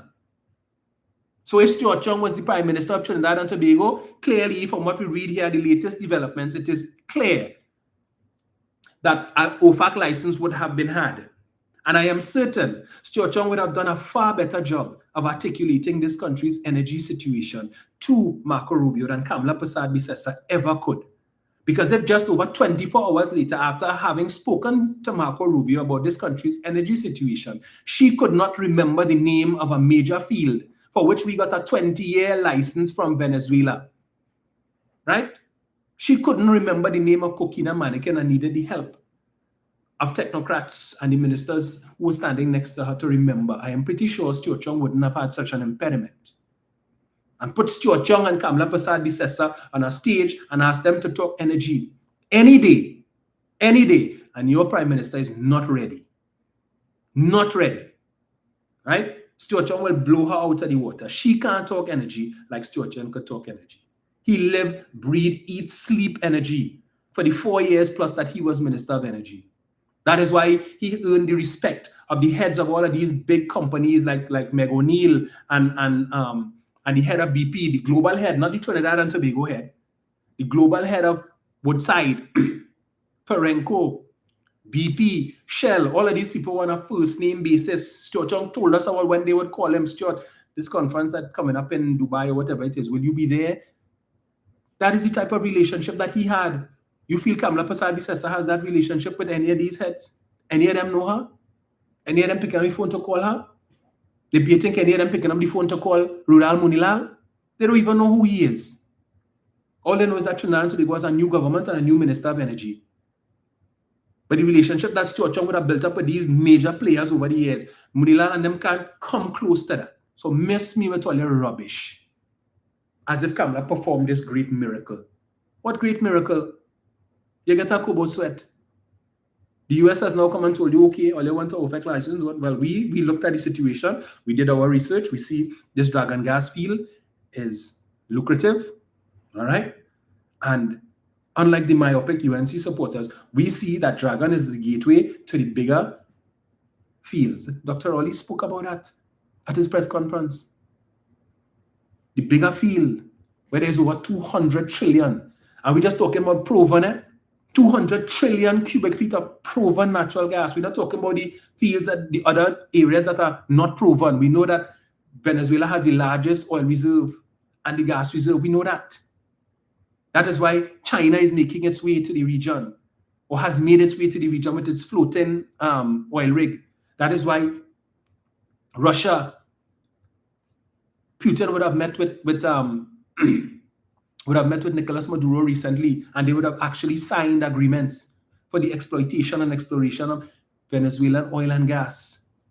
So while the US is seeking to put a stranglehold on Mr. Maduro, he's getting help from China and Russia. And if they could exploit the gas for him without care or concern for US sanctions, it helps him. It props up his administration, and that goes against what the Trump administration is trying to do. So their options are, we could put a stranglehold on it, on Venezuela. We could deny Trinidad and Tobago the OFAC license.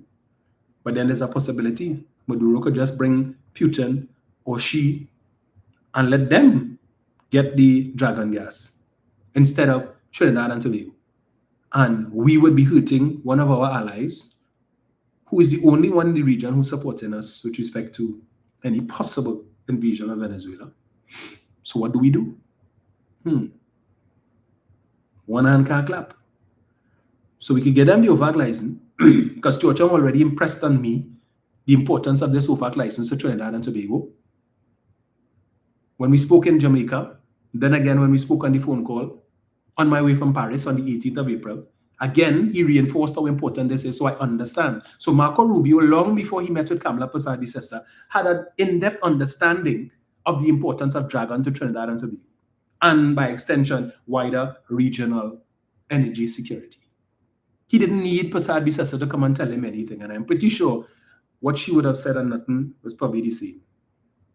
Because somebody would have handed her a brief until I read that, right? Because as I said before, she cannot talk energy. She can't talk natural gas like Stuart Young can. So Rubio was already, he was already fully acquainted with Dragon and the importance of it. That is why he put out this detailed press release on the 18th after his conversation with Stuart Young, where there was a commitment made to continue to work together to find a solution to the very same Dragon gas issue. It just so happens that the PNM lost the election, and so now they have to negotiate with whoever is the prime minister. But they would not have the decision or the terms and warranties of this new OFAC license, I am pretty certain, wasn't construed in a week and a half from talking to Persad-Bissessar. All right? That would have been because since the 19th of May, they applied for this OFAC license. And in the 30th of September, when she went to Washington, up to that time, clearly, there was no answer given. Hence the reason she wasn't sure what the outcome would have been when she went. And maybe that's why they didn't tell the country. Because they didn't want to say, hey, we applied for a OFAC license and we get turned down. How that would that look? How that would that look? So we apply, but we didn't tell any country nothing, no, because in case we get blank, we don't want them to know. Because then they say, well, she's supporting Trump and them, and then she go on and she get blank. She apply for a license and she didn't get through, she get blank. She couldn't take that embarrassment. So don't say nothing. Hush all your mouth. We will apply and we'll see what happens. And then, well, not me and not yet. Well, all right, I'll go into Washington and I'll talk and I'll beg and I'll plead. And if we get through, well, then we will tell the country. But if we don't get through, they will never know. And you know what's amazing?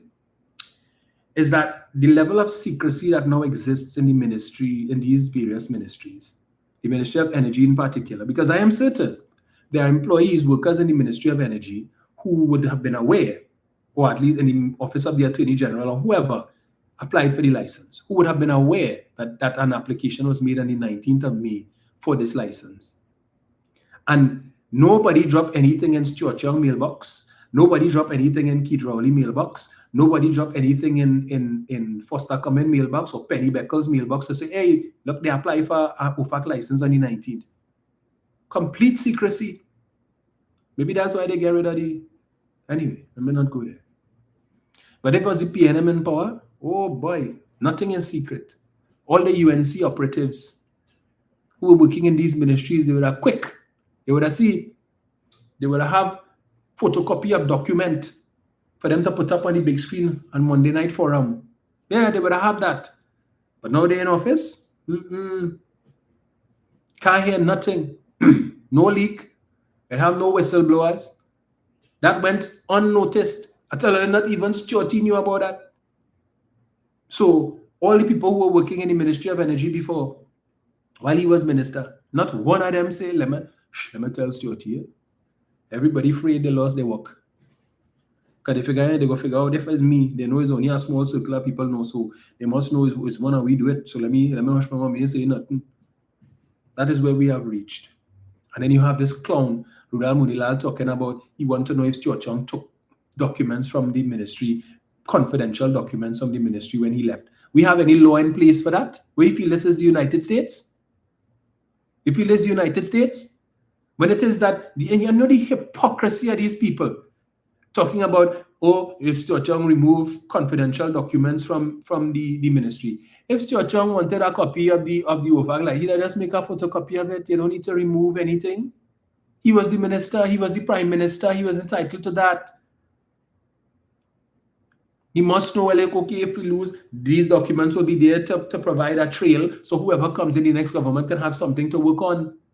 But this clown don't know that the license from from Venezuela has to, based on law, had to have been in the language of that country.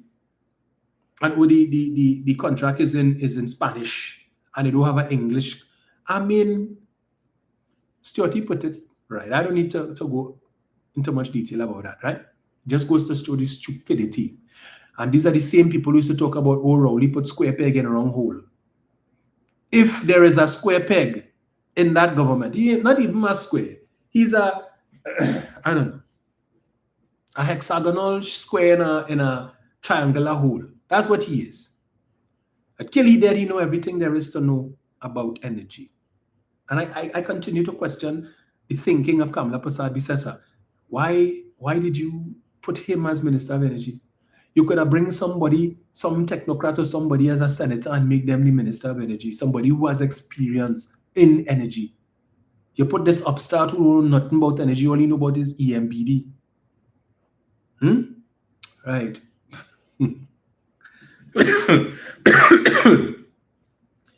But as your government working for you, as per Kamla Persad-Bissessar. Right? So let's see where things go with this latest OFAC license. If they will be able to meet the deadline, the 6 months deadline, and achieve certain things. Because of my understanding, in order to achieve that, there must be an engagement with Venezuela. So now they have to scratch their head. They have to go and talk to the Venezuelan ambassador and see if what he could do and what he could sort out, and if he could help them, and who else they could get help from. Because they can't get help from Washington, because Trump has given instructions to cease all diplomatic talks with Venezuela. So one can only think something is brewing. All right? So they had to do that on their own. Figure it out. Jeremy come with a Manila full. It's best he didn't come. Because anything could have been on that piece of paper. You tell us the OFAC license is a one-pager. Right? It's just a one page. But I can't tell all you what it says. So what's the point? You say you didn't come with nothing? Just say you get the license, you come and you hold up a piece of paper, you show us the top of it. And you say the media might zoom in and be able to, so you don't want them to see nothing. So how do we know that that's not just an application form for your passport? You come and put it in a Manila folder and hold up and say, look, we have the OFAC license. How do we know? Meanwhile, the exodus continues of executives from state-run enterprises. So we saw last week with the resignation of the managing director or the CEO of Caribbean Airlines, Gavin Madeira, who was doing, in my humble opinion, a good job. He is gone. And we read in today's newspaper, 3 more executives quit State Airline, Carl Exodus, Corporate Secretary Nalini Lala, Chief Financial Officer Varun Kwarsing, Chief Commercial Officer Martin Eberly. Mr. Eberly looks like a foreigner. So it says just 1 week after Gavin Madeira resigned as Chief Executive Officer of Caribbean Airlines, 3 more members of the state-owned carrier's executive team have also stepped down in what sources familiar with the airline's operations are calling escalating chaos at Caribbean Airlines. Chief Financial Officer Varuna Kwarsing and the names I mentioned just now have all resigned. Several sources with knowledge of the situation, but who are not authorized to comment publicly, told the Sunday Express. These departures over the past 2 weeks follow the dismissal of Kern Gardner last month from his position as Executive Manager Finance at Caribbean Airlines. Requests for comment were sent to Caribbean Airlines and its chairman, Rina Kaulesa, went unanswered up to last evening. At the end of August, Carl's corporate communications manager, Dion Legore, resigned from the company to accept a position in Massey Group. On the 3rd of October, the Express exclusively reported Madeira's resignation after 8 years at the helm, making him the airline's longest-serving CEO. The recent changes to Caribbean Airlines executive management comes months after Prime Minister Kamla Persad-Bissessar issued an ultimatum to the state airline's leadership, instructing them to sort out the mess within 2 years or face replacement. So that is Caribbean Airlines, right? So you have an exodus of these professionals, people who would have distinguished themselves in their particular fields. And the UNC supporters talking about, so change our government, get rid of all of them PNM. Failing to understand and recognize that these people were not political appointees. These positions would have been advertised and anybody could have applied. Persons applied, the company would have gone through a rigorous recruitment exercise. These persons would have been interviewed. They would have probably come back for a second interview, and based on a ranking system, they would have been selected. It has nothing to do, the PNM didn't pick up your phone and say, hire this person and hire that person. That is not how it works.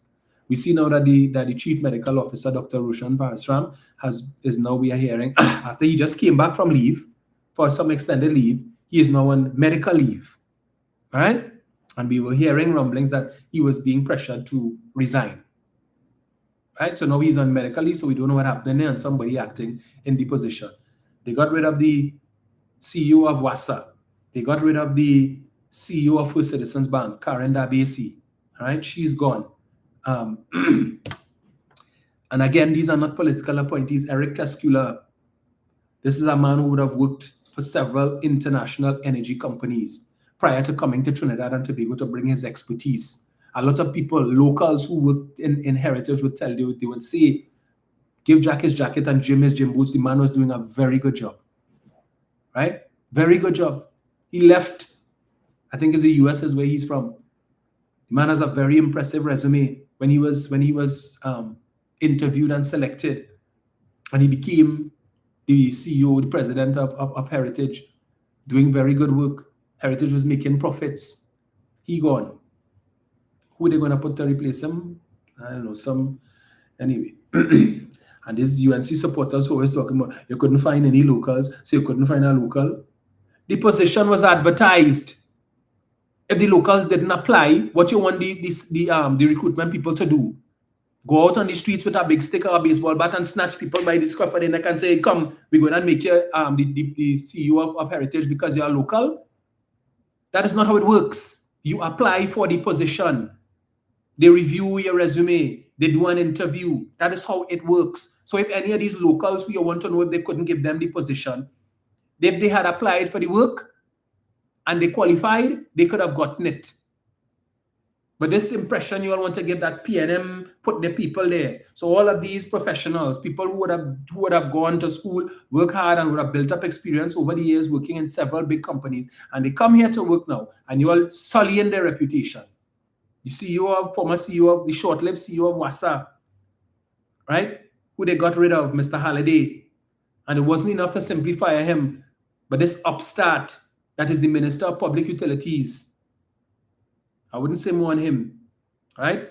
But he had to take it to the extreme to declare that the man was a failed CEO. Dirty his name. After he was working in Barbados over 7 years as the head of Barbados' equivalent to WASA. No excuse, he wasn't a failed CEO in Barbados.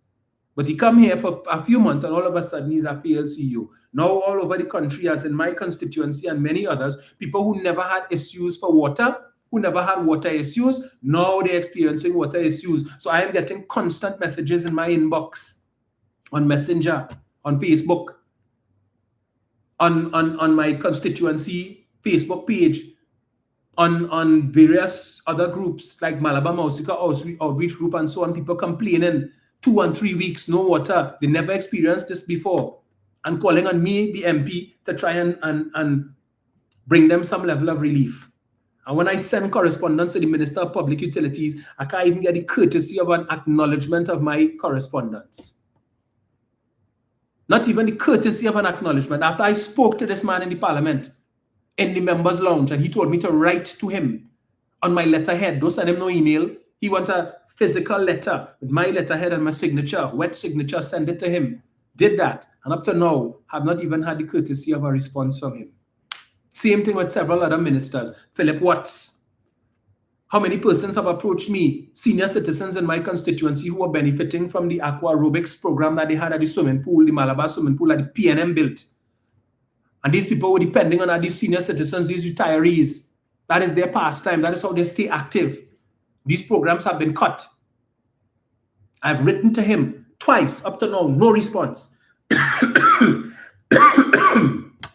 He's the next one, no manners. You're passing him on the corridor in the Parliament and you say good afternoon, no response. But that is the government that you all voted for. Yeah, that's the government that some of you all voted for and some of you all helped to put in power because you didn't vote. And these are struggles that we have to deal with as opposition MPs. But you have a clown like Winford James coming to talk about we trying to be relevant. Miss me with that, I see Benik Nikom is saying, please block the trolls. I will try not to read the comments so that they wouldn't aggravate me. Right? Because I'm limited time here and I really don't have time to deal with them. Every week they come in with their nonsense, week after week.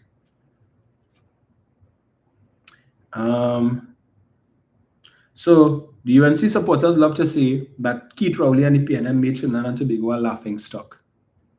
That we were once so high up and so well respected in the Caribbean, and now we are a laughing stock.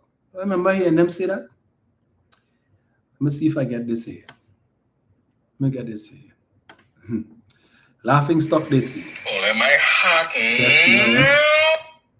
Let me get this here. Where is it? Where is it? I'm one of the easiest persons to get. Right.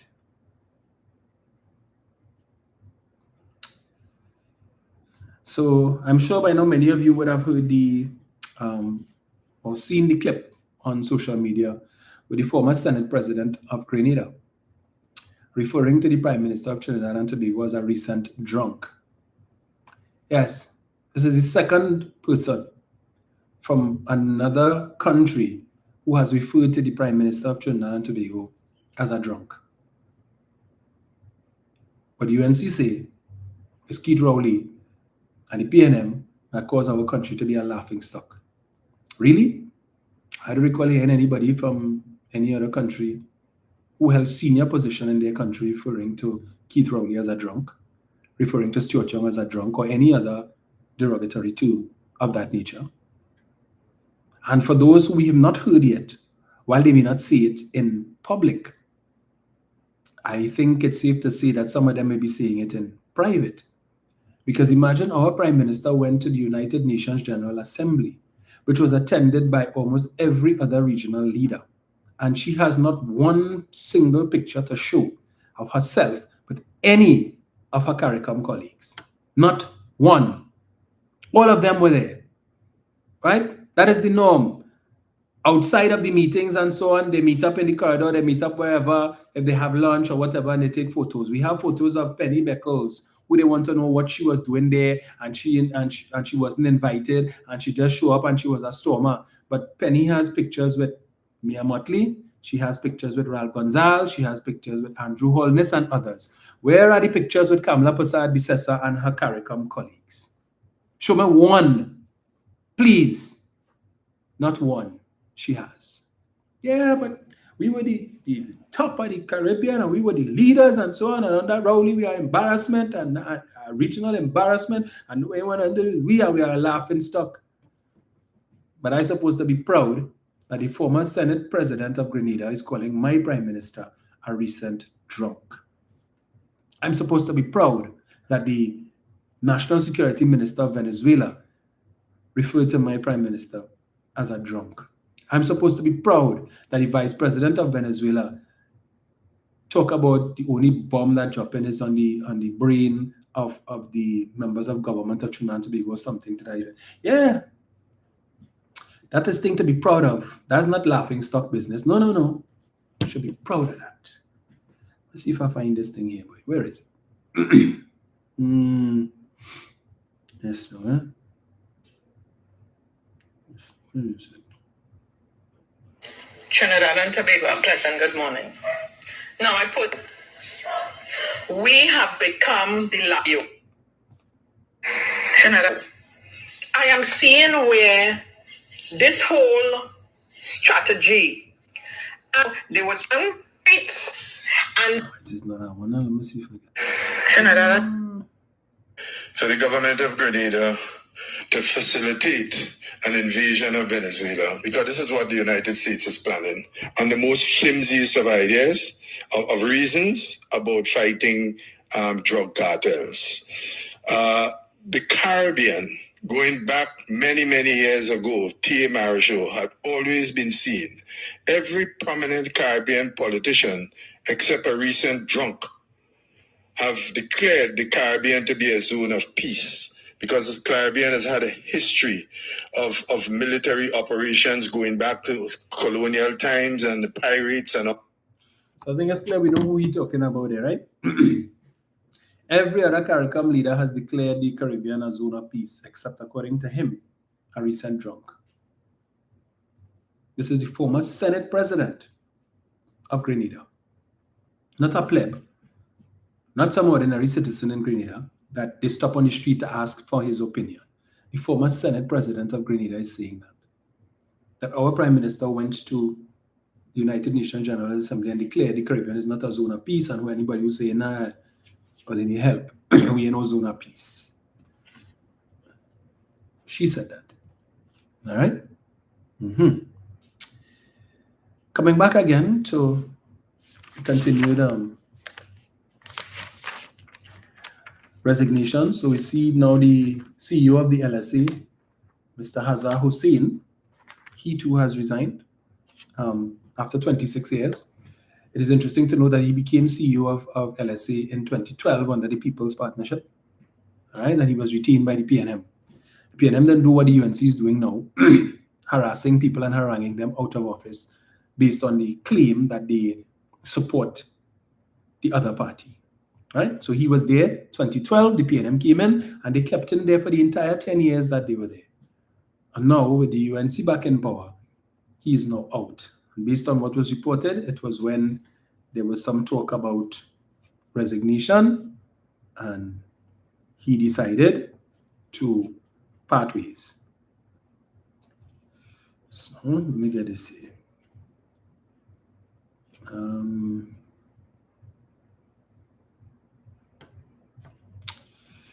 Where is it? So let's see if I find this here.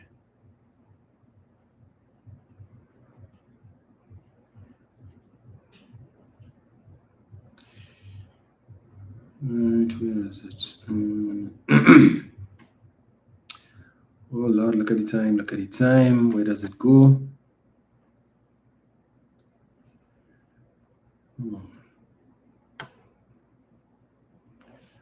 Right, I don't know why I'm not seeing it here, but yeah, but he is good. Right, here it is. Let me just read just a little bit here quickly. Hazar Hussain quits as LSA CEO amid wave of state agency exits. Chief Executive Officer of the Land Settlement Agency, Hazar Hussain, has resigned after serving the state-owned agency for 26 years. Hussain, who served as the LSA CEO from 2012, resigned from the company on August 25, 2025. He has been employed at the LSA since 1999. So he started there under the Basdio Pandey administration. A source at the LSA said staff was shocked by Hussain's sudden departure from the agency after working there for almost 3 decades. According to the source, the moment the topic of resignation arose, Hussain stepped down. He was not prepared to put up with any nonsense and immediately tendered his resignation. Hazar is a straightforward, no-nonsense type of guy, and it was really sad to see him leave. He played a pivotal role in the LSA, and we will surely miss him. Ms. Shelley Sultani Khan is currently holding on as LSA's acting CEO until the substantive post is filled by the government. Before joining the LSA, Hussain gave 14 years of dedicated service as a public servant. One of the positions he held was as accounting executive in the sugar industry labor welfare. Having a background in finance, Hussain was appointed a director of First Citizens Bank from 2014 to 2016, again appointed by the UNC. All of a sudden, he's no good. So, every day, every week, we are seeing these executives from all of these state enterprises parting ways, and we question the people to replace them. Because we know this government is having a struggle finding people to put on state boards, well, persons of worth, because how many state boards still are without boards? TTMB, for one, is without a board. I think the National Trust, which is now under Prasad Visesa, is also still without a board, and several other entities. After they tell people resign, resign, resign, Now they populating these boards with councillors. Right? Some of these councillors don't know beef from bullfoot and running even a parlor, but they put in them to run state boards. One of which is a sitting councillor on the Samuel Lavantel Regional Corporation, UNC councillor, whose relatives, two of her relatives, recently were killed when they tried to rob a man of his van in Santa Cruz. You may recall that happened a few weeks ago. The man was pulled up at the side of the road. They said he was trying to fill some bottle with water by some spring, and a car pull up, a Tida, I think, pull up. Two men jump out and held him up at gunpoint and demanded the keys for his van. He threw the keys in the bush, and when they went to retrieve it, he opened fire. One of the men was able to get away, and the other one, he was shot. The man also opened fire on the getaway vehicle, killing the driver, who was a young woman, who was the niece of this UNC councillor, and the young man who was killed was her nephew. All right? So, niece and nephew of a UNC councillor who is now a director on a state board. What does that tell you? And she was appointed after this incident took place, right? This is not the first time that relatives of this councillor have found themselves in run-in with the law. Well, those two didn't have a run-in with the law. They had a run-in with the Forensic Science Center. But there have been reports before of this councillor and her relatives being involved in criminal activities. But the UNC found it fit to put her on a state board. Talk about scraping the bottom of the barrel. Talk about dredging the murky lagoon. But we told you all that. Nobody of integrity wants to associate themselves with the UNC. And so therefore they had to do what they could with who they have. And that is why so many boards are now in limbo, and these enterprises, these agencies are struggling because they have no board, because the government doesn't have people to put on the board. Oh boy. Let me just touch on something else here quickly before I wrap up. There's a lot more to talk about, folks, but as I said, I don't have any time because I gave a commitment to my counselor that I would work with her today, right? And I didn't last week because I started the live late because I had the plumbing issue. So someone sent me this yesterday, and it reads, good day, Mr. Romain. If you're having your live on Sunday, ask your listeners if there is hate being shown among employees towards their colleagues within ministries that are split. Attorney General has that going on towards legal affairs staff. Imagine no space, no computers, no legal affairs staff, and no cooperation. The Attorney General staff have taken over the whole government campus building. The Registrar General is under legal affairs, and you can't even get space in their departments.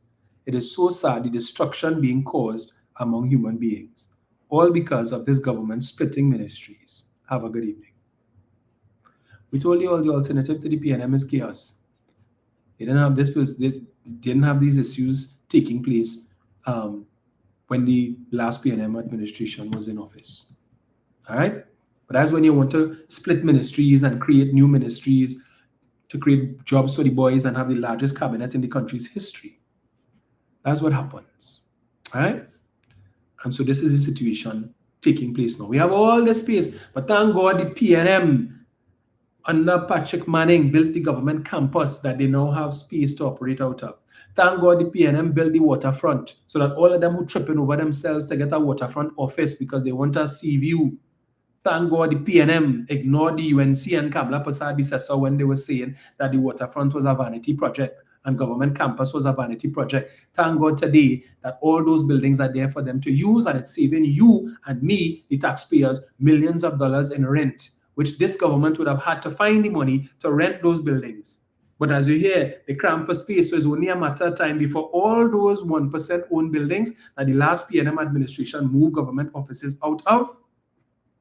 It's only a matter of time before we start seeing these buildings once again rented, and we're going to hear that, well, we don't have space. And with the new ministries, we needed to rent space, and you're going back putting the rent into the pocket of the same 1% who your costs for 10 years. Same 1%. Right? that this counterfeit 1% always attacking, right? This Philip Alexander, this wannabe Syrian, this counterfeit 1% vagrant, who just happened to be fortunate that he begged the right person for a blight and he get through. That is why today he's in government as a minister, right?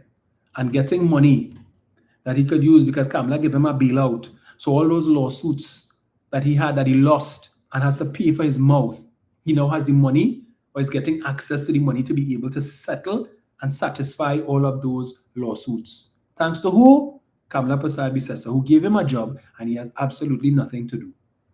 So I'm sure he and the bald-headed lout, that is Anil Roberts, would probably licking the chops, hoping that David Lee would get his throat bust so one of them could get a substantive position. But Kamala, no, the two of them are a bunch of crooks. That waste of time. So of the three stooges, it's best to leave David Lee there. Because if you have to appoint one of the other two, the only way she could put somebody else there is if it is, again, she removes somebody from the Senate and bring in somebody new to put them there, or do a cabinet reshuffle and put somebody else there and give their ministry to somebody else. But then again, she has a whole set of parliamentary secretaries who are doing nothing in other ministries and collecting over $70,000 a month themselves. So she could probably use any one of them, but then it would demonstrate a lack of confidence in Anil Roberts and Philip Alexander, because people will ask, well, okay, but if you fire David Lee and you have two other ministers in that ministry, why didn't you appoint one of them as the substantive minister?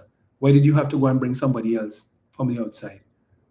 Is it that you know neither of them are any good and you just put them there as space fillers so that they wouldn't bad talk you? Meanwhile, we see Jack Warner's son, Darian Warner, is a director on the board of Sport TT. Congratulations to Mr. Warner. I understand that the Minister of Public Admin and AI, who is my shadow, that he has some relatives on some state boards as well. So I saw a news source publish that. So yeah, friends and family members get through. When UNC wins, everybody win. But as somebody told me this week, it's not every BODY, it's every BUDDY wins. And oh yes, we're seeing that taking place. Seeing that taking place, UNC supporters have no problem with that. But they wanted to tell you about who wife get contract when the PNM was in power, and they have concerns about how much contract Foster Cummins family get.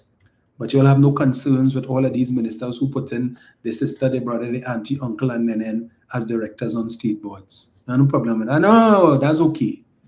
That's all right. We hear Foster wife get contract, but Imbut wife get contract. Nepotism and cronyism. That's why they had to go corruption. But the junior minister in the Ministry of Energy, we hear his wife on our board. Minister in the Ministry of Public Utilities, his wife on our board. Rudal Munila's wife on our board. Nothing wrong with that. That is not nepotism and cronyism. Nah, that is par for the course. That's all right. Because it's not about relationship, it's about qualifications. And if they qualify, then why can't they serve on the board? Nothing wrong with that. But Manning make his wife minister. And Hazel Manning was Minister of Education. And that was wrong. We had a problem with that. White jacket, black jacket. UNC hypocrisy. David Lee has indicated he's not stepping down as minister because he has done nothing wrong. He maintains his innocence. He's going to fight it. And this again is PNM. Now that's what the supporters say, right? Yeah, the DPP is PNM. I guess the Commissioner of Police is PNM. The judge who overturned the magistrate's decision is also PNM. Yeah. When UNC accused, all the office holders is PNM. But when the same DPP dropped the charges against Ram Logan and Ramdeen, he wasn't PNM. No, he wasn't PNM then. When the same DPP met with the family members of the divers, when they were led in protest, when they went down to the DPP's office to drop off a letter with Michael Kerr, Mikey K, and these guys, say Mikey Key, who is today a director on the board of TTT, I think it is, right? And Andy Williams and the rest of them. When they went down to the DPP's office, a drop-off letter, and the DPP said, tell them come upstairs. And he met with them and gave them certain assurances. Don't worry, we will investigate this thing to the fullest and whatnot. And people were saying that was highly inappropriate for the DPP to meet with the family members of the divers, some of whom were UNC supporters, right? The wife of one of the divers is a UNC counselor, and she's also now a director on the board of Plibdeco, I think it is. So was it appropriate for the DPP to meet with them? He wasn't PNM then. No. When he dropped the charges against Basdio Pandey and Carlos John, he wasn't PNM. But all of a sudden, he turned PNM. After the PNM leave office, the DPP turned PNM. So he wasn't PNM when the PNM was in office. He waited until the PNM leave to decide when there's nothing to benefit, he now wants to become a PNM. But when Dr. Rowley pulled him up, right, for not occupying the building on Park Street that was previously occupied by Royal Bank, the building that the government had paid millions of dollars in rent for the office of the DPP, and he wanted fence on the pavement and all these kind of things and bulletproof glass and all these different things, and the landlord said no. And all that money that was spent by the state went down the drain, and Dr. Rowley chided him for that. The UNC jump out and say, oh, they're attacking the DPP. This PNM only want to attack all the independent institutions, but we will defend the DPP. And they come out to attack the DPP because they want to get rid of him because he's a no-nonsense. He's a no-nonsense man. And he's not doing the bidding. And that's why they want to get rid of him. The same UNC that said that. Same UNC, was saying that the PNM was attacking the DPP, but all of a sudden today, because the DPP decided to reinstate charges against David Lee, which he indicated on the very same day that the last set of charges were dismissed against Mr. Lee, the DPP came out on the same day, it was before the general election, and said he would be looking at reinstating the charges because he was of the view that a crime was committed. And he did just that. He followed through. Now he's a old dirty PNM. And they had to get rid because the PNM is not the UNC running the country, it's the PNM because they still had the people in major positions in this country, and the DPP must go and replace them with who? A UNC DPP? That's how it works? I thought the DPP is supposed to be independent. But put him there, put somebody who will go after Foster Comensant, and put him there, put somebody who will go after Faris. So they're tripping over themselves. They can't defend David Lee. So all of a sudden, if you hear them, but what about? What about Faris? And what about Foster? And what about this one? And what about that one? That is typical UNC. The what about? What about? But since you all want to go down the what about road, let me go down that road. Just a little bit. To remind you all. All right? I don't like to go there, but I like to go there. Let me hit all Alexander. 3 plus 3 is 6, but it could be 9 if you turn it upside down. Waiting for the opportunity to drop that on them in the parliament. And the opportunity soon come. Let me just read this article for you all quick because I'm looking at the time. Council ain't called me yet, but still. November the 8th, 2013. You can see Winston Bachelor, you're listening? Caribbean Calypso or something so? You're listening? I'm going to read this one for you. We what about in today? So the issue they raised with Faris was that Faris sold his Porsche Cayenne, which is his vehicle of choice, to Roger K. Walsing, who is a former commissioner on the board of the Police Service Commission. Right? Now, as parliamentarians, as you all are aware, we are allowed to purchase a vehicle every 2 years, and we get full exemptions. We get exemptions from motor vehicle tax, we get exemption from VAT, and we get exemptions from custom duties. All right, so the vehicles, all of these exemptions can add up to hundreds of thousands of dollars, or in the case of David Lee, over almost $1.2 million in exemptions. Okay? And the allegation against him is that he would have purchased a Mercedes-Benz G-Wagon utilizing these exemptions for the benefit of one Hugh Leong-Poi, his good friend, right? And that Mr. Leong-Poi was the one who was operating the vehicle and not David Lee. Now, these exemptions are granted to us on the basis that as members of parliament, in particular, elected members of parliament, but all members of parliament are entitled to it, and some senior public officials as well. I think judges and so on have the same benefit and whatnot, right?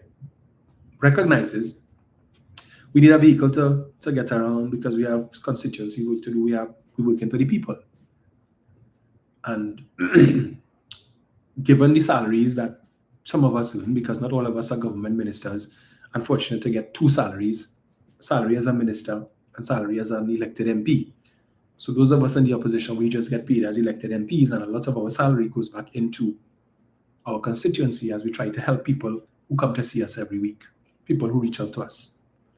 And the ministers, however, in fact, when I went to Parliament on Friday, I saw a very junior minister. Well, he's not even a minister. He's a parliamentary secretary, driving a very expensive vehicle, in fact, an Audi Q8. I didn't realize, noticed the vehicle a few times when I go to Parliament, and I was wondering who was driving it. And on Friday, I was able to see because he arrived at the Parliament just before I did. And I parked in front of him, and then I saw who it was. So, wow, he didn't waste no time, boy. Jump on that quick. So anyway, so the issue with Faris that they were making an issue, they say Faris did the same thing as David Lee, that he buy a vehicle and then he sell it to Kewal Singh. And so it's the same thing, and that they should have arrested Faris. That is not what happened. The rule is that we are allowed to access these exemptions every 2 years. Okay, so you could buy a vehicle every 2 years. Whether you could afford it is another story. But even though you access the exemptions every 2 years, we cannot sell the vehicle before, I think, 5 years. If we sell it, then the exemptions would be reinstated, and we would be required to pay the VAT, and we would be required to pay the motor vehicle tax, and we would be required to pay the customs duties if you sell it. And the purpose of that is to avoid people buying vehicles for that same purpose to benefit others who are not entitled to that exemption. Right? So you have a minimum period. No, usually people sell their cars after 5 years, right? Well, some people, because after a certain period of time, when the vehicle starts to depreciate, people don't really want to buy a 7 and 8 year old vehicle, especially high-end vehicles that are expensive to maintain after they cross a certain number of years, right? Which is why they have such low resale value. So that is the claim by the UNC. I see Anil Roberts did a video talking that rubbish, and a few others. But they what about stupidness? The issue with Faris, the claim is that he sold the vehicle to Mr. Kewal Singh, but the vehicle was not transferred within the legally stipulated period of time. Faris argues that that is not the case, that he did in fact transfer the vehicle within the legal time frame.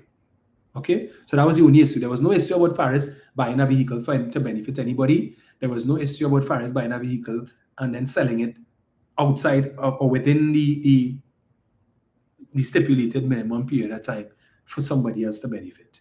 I think that vehicle was more than 5 years old. In fact, for those of you who know Faris always drives Porsche Cayennes. I think he had a brown one, PCR or something, 84 or something. So I think is what he sold to Kewal Singh. But you recognize these guys have several vehicles. And so the mileage on these vehicles are usually quite low because they don't do much driving about the place. And so even though it might not be a brand new vehicle, it can still fetch a good price because of the low mileage. So it's not used a lot. David Lee, on the other hand, is accused of something else. The police would have, based on the report, when he was first arrested, indicated they would have conducted surveillance on Mr. Leong Poi over a period of days or weeks, and they noticed that every day the vehicle was at the end of the day, the vehicle was going home to Mr. Leong Poi's home, right? That was parked up in his garage, not David Lee's, within the 5 year period, stipulated period, when David Lee supposed to have been using it. David Lee has another vehicle, a Mercedes, another big Mercedes, I think is the 450 or something, so some big Mercedes SUV. And that's what so they would have monitored him and Mr. Leong Poi to see if at any point in time over that period of time Mr. Lee was using the vehicle. And for most of the time, it was in the possession of Mr. Leon Poyo. That was what was reported.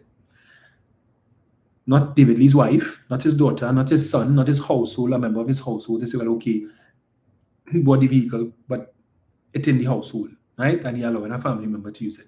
There's somebody who's not a family member who seemingly had access to the vehicle from day one. There was a rumor, I don't know, a claim that, and this is alleged, that there was that transaction was payback for some loan or something of the sort. I don't know. This is what was put out there. One of the many theories.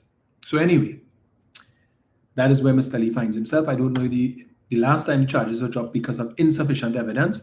I don't know if the police went back out and did further investigations and they have amassed probably new evidence, which they think was sufficient. DPP believes is sufficient for him to have a successful case and against Mr. Lee and Mr. Leon Poyo.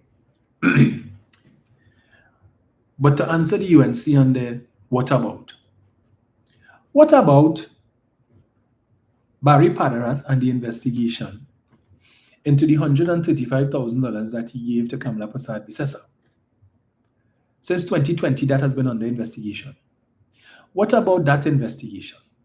What about the investigation into Mr. Padarath allegedly trying to hide millions of dollars in his mother's bank account and in his mother's life insurance policy to hide alleged ill-gotten gains? What about that, Anil Roberts? What about the investigation, Anil Roberts, into allegations that you played a hand or that you were part of a conspiracy to kill a radio DJ who appeared in a video, a very sexually explicit video, with your ex-wife? What about that? What about that investigation? Where's the outcome? What about the investigation into live sport, where you took a man who received $34 million, a contract for $34 million, and received payment for $34 million for having done absolutely no work? That you took this man who was a client of your father's law firm, you took this man, according to the former Minister of Finance, now the central bank governor, you brought the man to him in his office, introduced him to Mr. Daniel, spoke about this live sport program and what you wanted Mr. Daniel to do and so on. And then after that, Mr. Daniel got a contract that went from 6 million to 34 million, and there was no change in the terms of the contract. In fact, the ministry is reported to have drawn up a contract that was word for word the proposal put forward by Mr. Daniel. So Mr. Daniel come with a contract, sole select. You all didn't give anybody else an opportunity to bid on that. He was a family friend of yours, Mr. Roberts, right? You took him to the then Minister of Finance. Then he get his contract and he come and present a proposal, and all the ministry simply did was to transpose everything in this proposal into the contract, have him sign, and Sport TT paid him $34 million. We didn't get a sticker chalk, a blackboard, a whiteboard, or a pencil or a pen, not a paper clip, nothing. What about that investigation? Since earlier about what about? But since we're talking what about with respect to vehicles, what about this one? AG sells Rover, security duped by driver of luxury vehicle. November 8th, 2013, Daily Express. The $1 million luxury Range Rover TDV Vogue, registered to Attorney General Anand Ramlogan, has a new owner. Security forces have, however, been duped over the last 15 months into believing that PCR2, one of the two luxury Range Rovers imported by Ramlogan, still belongs to him and have wrongly extended all courtesies to the new owner. So not one, two. Around the same time, Mrs. Persad-Bissessar bought her Range Rover too, and I think it was PCZ1 or something. So, right? It goes on. Investigations have revealed that the vehicle was sold to businessman Dev Debedine last year. Further probing unearthed that Debedine paid the cost price for the Range Rover TDV Vogue. Well, you hear that? Cost price. Not exemption price. Cost price. So it means that Mr. Ramlogan, based on this newspaper article, would have made a profit on the sale of that vehicle. Because while he would have had exemptions on it, right, Mr. Debedine, based on this article, is alleged to have paid the price that Mr. Ramlogan paid, plus the motor vehicle tax, plus the VAT and the custom duties. All right? So, Mr. Ram Logan made a profit based on what this article is saying. The transaction between Ram Logan and Debbie Dean involved money being wired to a United States bank account, the Sunday Express learned. So Mr. Ram Logan get paid in US dollars. Checks on various websites show that the average cost for a customized, fully loaded Range Rover is between $1.4 and $1.6 million. When the exemptions to which Ram Logan is entitled are applied, the vehicle is reduced to approximately $800,000.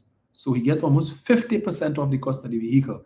But the article is telling us that Mr. Debbie Dean would have paid somewhere between $1.4 and $1.6 million US equivalent for the vehicle. Records at the licensing authority, Ministry of Transport, Rice Road, Port of Spain, shows that the Range Rover TD Vogue has not been transferred and the vehicle is still registered to Ram Logan 15 months after he sold it, outside of the period, the legal period in which you are required to do the transfer. In fact, licensing officials are questioning why Ram Logan has opted not to transfer the Range Rover TD Vogue to Debbie Dean. I wonder why. Probably because then you had to pay the repay all the exemptions. Documents also show that Ram Logan is listed as the owner of a white Range Rover autobiography registered as PCX2. So PCR2 and PCX2. Okay. And PCZ2, PCZ1. Because Prime Minister is 1 and he's 2. So, continuing, Sunday Express investigations have revealed that earlier this year, security personnel approached the black Range Rover TDV Vogue that was seen parked in the VIP area of the Piarco International Airport and requested authorization for use of the car park spot. The VIP area is designated for the President, members of Parliament, diplomats, and other state officials and dignitaries. The Sunday Express has learned that the insurance listed in the name of Ram Logan was shown to the security officers on duty, causing them to back off. Investigations have, however, revealed that at the time, Ram Logan was not the owner of the Range Rover TDV Vogue.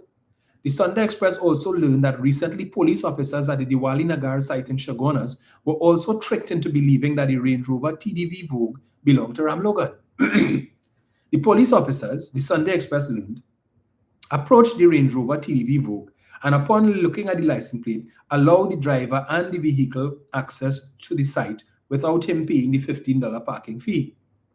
The Sunday Express can prove that the Range Rover TDV Vogue and the Range Rover autobiography were both customized to the likeness of Debbie Dean by a relative. Both Range Rovers were imported from London, England. When the Sunday Express contacted Debbie Dean last Wednesday, asking whether he had purchased the Range Rover TDV Vogue from Ram Logan, he remained silent. Asked to confirm or deny information obtained by the Sunday Express that revealed the transaction for the Range Rover TDV Vogue was conducted abroad and why this was done, Debbie Dean again did not respond to the question put to him.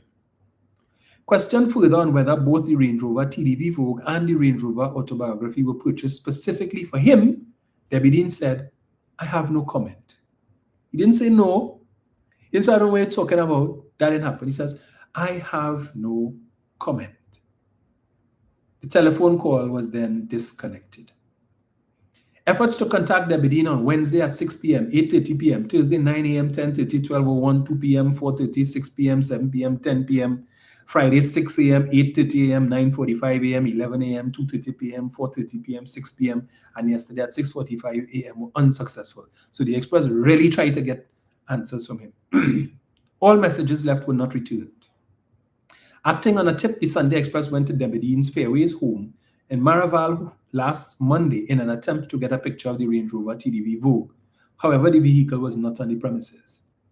Further investigations then led the Sunday Express to a parking lot along the Eastern Main Road opposite a business place, Daikin Air Conditioning Services in Mova, and the Range Rover TDV Vogue was parked there. Checks also revealed that Debbie Dean is employed at Daikin Air Conditioning Services. It was only last week that Ram Logan accused the Sunday Express of embarking on a fishing expedition when asked if he was the owner of the Range Rover TDV Vogue and questioned exactly on how the vehicle was granted an exemption in 2012, some 2 years after it was registered.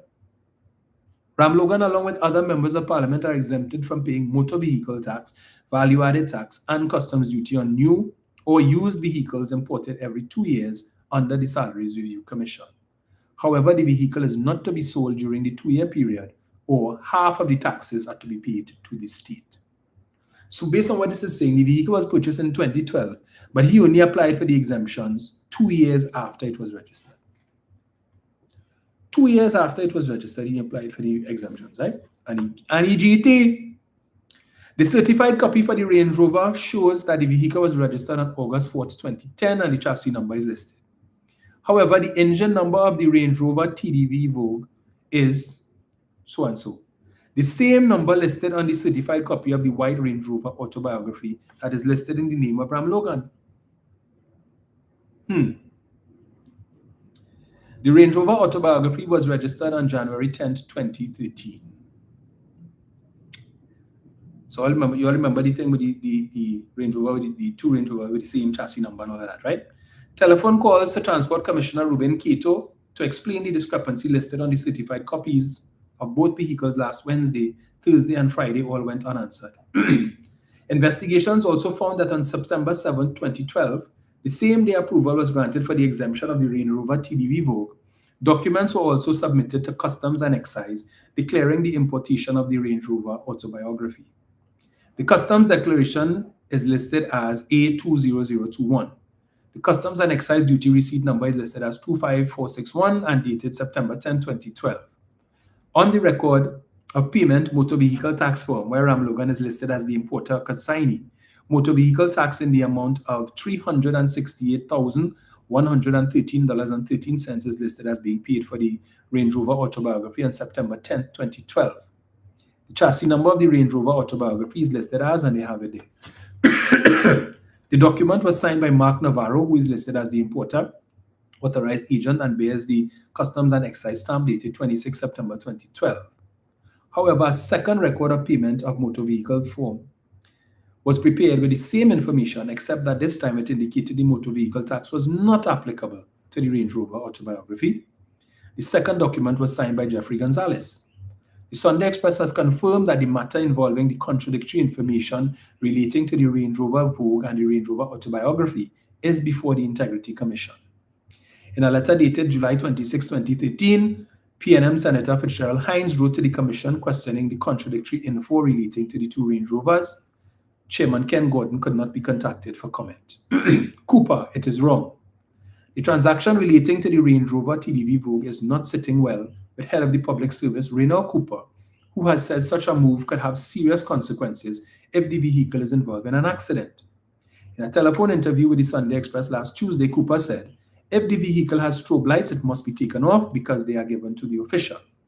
The heavy tint will also have to be removed because it is an ordinary citizen now using the vehicle, and the heavy tint is only applicable to the official. He explained that if the vehicle of an official is involved in an accident, the owner is liable.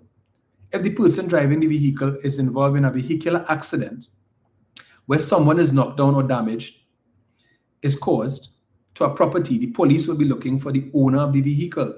It is unusual to sell someone a car and not do a transfer because the car is still registered in the name of the owner. Why would someone sell a car and keep it in their name? Really? What is the purpose of that?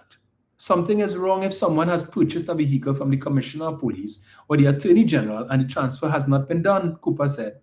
He said the buyer of the vehicle would not be able to take out insurance in their name, and you cannot insure a vehicle in the name of another person.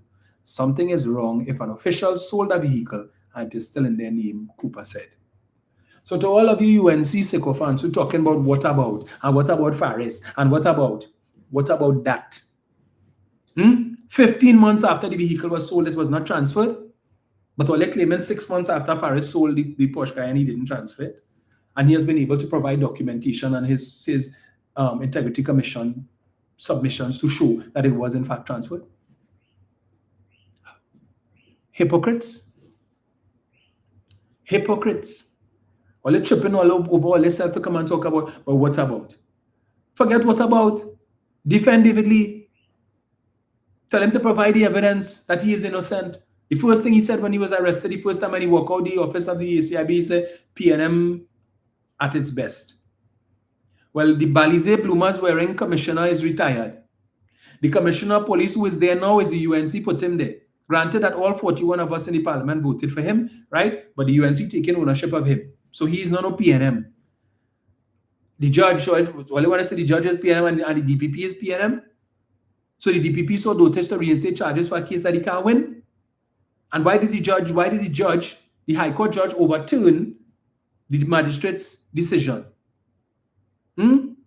Because the DPP went to them and said, yeah, well, now all we is PNM, and the PNM now out of office. We wasn't PNM before, but now we are PNM. Right? And I want to charge David Lee and bring him before the court on $1 million bail. Just because. I ain't charge Padarat. I ain't charge Ram Logan. I ain't charge Munilal. But I decide who have more serious claims against them. I ain't charge none of them. But I come to charge David Lee on the pettiest of charges of the whole lot of them. Why? For what reason? He decided to target David Lee. You don't like Chinese? That's the next thing when you come and say he's a racist. You don't like Chinese people. But if you don't like Chinese, you can't like the PNM, you can't like Stuart Young. Stuart Young was Prime Minister at one point in time. But all your UNC donkey logic, that's the best you could come up with? Do better than that. Do better. Right? Because at the end of the day, it's a bigger fish to fry than David Lee. But all your Prime Minister, all your beloved goddess, all your queen, the other day say, I go bust all your head. Anytime I catch all you in any kind of wrong stand-up and corruption, I will fire you. I will bust your head. David Lee was charged. He's on $1 million bail. She changed her mind. Just like she told you all on the 3rd of May, Dragon is dead. And then on the 19th, you sanctioned the application for OFAC license. Yesterday was yesterday and today is today. She ain't busting head no more. Right? She realized she picked up the bois and like she ain't had the strength to weave. She realized if her only thing here, she could only gamble. Yeah, that's she. That's all. That's all. But when time to pelt bois. I just joking. Yeah. Come in the guile. Mrs. Pasadbi says, sir, the bois is not to be used as a walking stick. All right? It's not to be used as a crutch. If you come in the guile, you need to be prepared to pelt bois. Don't come on and mamagai people and talk about your boss head and fire people and all kind of stupid talk. And when the time comes for you to pelt bois, you're standing up with your minister. Really? Your supporters and them are the same ones who all over social media talking about how when he was Prime Minister the first time, you never used to tolerate corruption, and as soon as you hear anything, you're firing people. Rowley never used to do that. Rowley ain't firing nobody. Rowley standing up and he's supporting the ministers and them and supporting corruption. But Kamala wasn't putting up with that. Anytime they name calling her wrong stand up, she fired them. What happened now? I thought you are Kamala 2.0. Aren't you supposed to be 2.0? No nonsense. You're not tolerating corruption now? You're reversal, you're Kamala 0.2? Okay. Anyway. Oh my goodness. Jimmy is saying, I want the DPP to open back the matter with the alleged weed that they found on Kamala's window ledge. Yes, what about? We want to support us. What about that? What about the $8 million that Jack Warner said he saw in 2 checks from Ishgal Baransing and Steve Ferguson made payable to Kamala Persad-Bissessar for Section 34? What about that, UNC supporters? Winston Bachelor, what about that? All I want to talk about Foster. What about that? $8 million. Jack said he saw that. 2 checks on a table and he was sorry he didn't take pictures of it. Winston, what about that? Since all I want to come with what about and what about. Last thing before I go, because it's almost 4 o'clock. I know my consultant called me. See if I get this here. So we saw where Sandals announced that they are constructing another facility in St. Vincent and the Grenadines, $500 million 500-room beaches resort at a cost of $500 million, and they're going to hire 2,000 persons. They intend to use local labor. They intend, when the resort is finished, that they're going to be buying produce from the local farmers and so on, and they're going to benefit the St. Vincent and the Grenadines economy even more. With a Tobago, we don't know what's happening with that. All right? But of course, when that was announced, and comparisons being made, because again, laughing stock. When Sandals pulled out from Tobago, they went St. Vincent and Grenadines and they built the resort there. And so the resort that we should have had in Tobago, it is now in St. Vincent and Grenadines. And Ralph Gonzalez has from time to time poked fun at Trinidad and Tobago. He's laughed at us. What should have been all your own I benefiting from? my economy booming, tourist arrivals and US dollars, and all you're struggling for US dollars because all you're too stupid, right? And too political, and all you run Sandals when you should have had the largest Sandals. And just remember, it was the Sandals resort and the beaches resort is two we were getting in Tobago, which was supposed to be the largest of all the Sandals resorts and beaches resorts in the Caribbean. Tobago was supposed to be home to the largest of both. We got none, zilch, because of UNC lies and Express lies. So when that was announced, of course, and again, it brought to the fore all that we have lost out, because we could have been having tourists coming to Tobago. In fact, I told you all about the conference that an association of which I am the president, professional association, will be having our annual regional conference next year in Panama. We were supposed to be hosting it in Trinidad, but we do not have the facilities in Trinidad to host it. And so in terms of all-inclusive resort, because in other territories, where the event is held, it is usually held at an all-inclusive resort, right? Because it's basically 6 days, but it's mixed with learning, where we have international speakers from around the world who will come and speak on a number of different topics. We have workshops, again, hosted by international persons from around the world. And then we would do some sightseeing in the particular territory for those persons who don't live in the country. So we take the opportunity. When we went to Jamaica, we did that. We went to Dunn's River Falls, and we went to the Rose Hall Great House, and we went to the River Rapids and ride horse in the sea and all them kind of thing. When we went to Dominica, they took us to the Sulphur Springs and all of these different places and that they have, and whale watching and stuff, and And this year was Barbados. We went to the caves. I can't remember the name of the caves in Barbados. They took us, it was about 3 or 4 different places. But anyway, so the Trinidad, we are hosting the conference next year.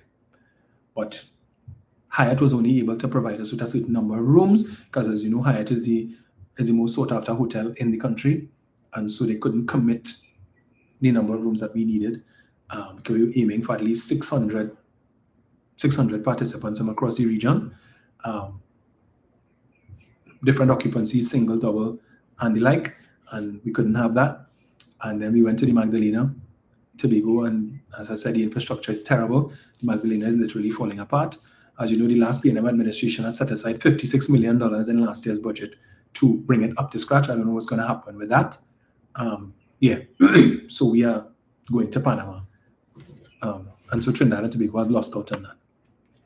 Now, if Sandals was in Tobago, we could have negotiated something with them, and we could have used it, and the Trinidad and Tobago economy could have benefited. But anyway, so I see Arnold Roberts do a live to talk about Sandals and why Sandals was no good for Trinidad, and he come back with the same lies again about how the government, somebody in the construction sector told him that the government was going to borrow $1 billion to build this Sandals hotel on No Man's Island.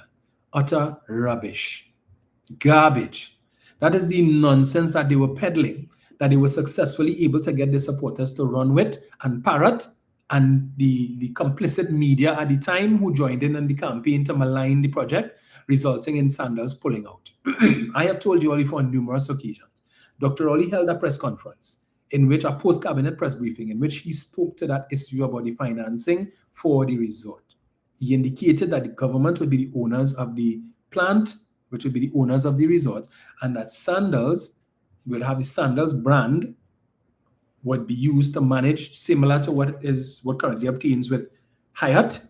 The government owns the hotel, they own the building, but the Hyatt brand is managing. Same thing with Hilton Hotel, the government owns the physical plant, the hotel itself, but the Hilton brand manages because there is international appeal, and therefore you can leverage on that. Because when people looking to come to your country and they go on bookings.com or Expedia or whatever, and they're looking for hotels, the best hotels, they're looking for the brand name hotels first.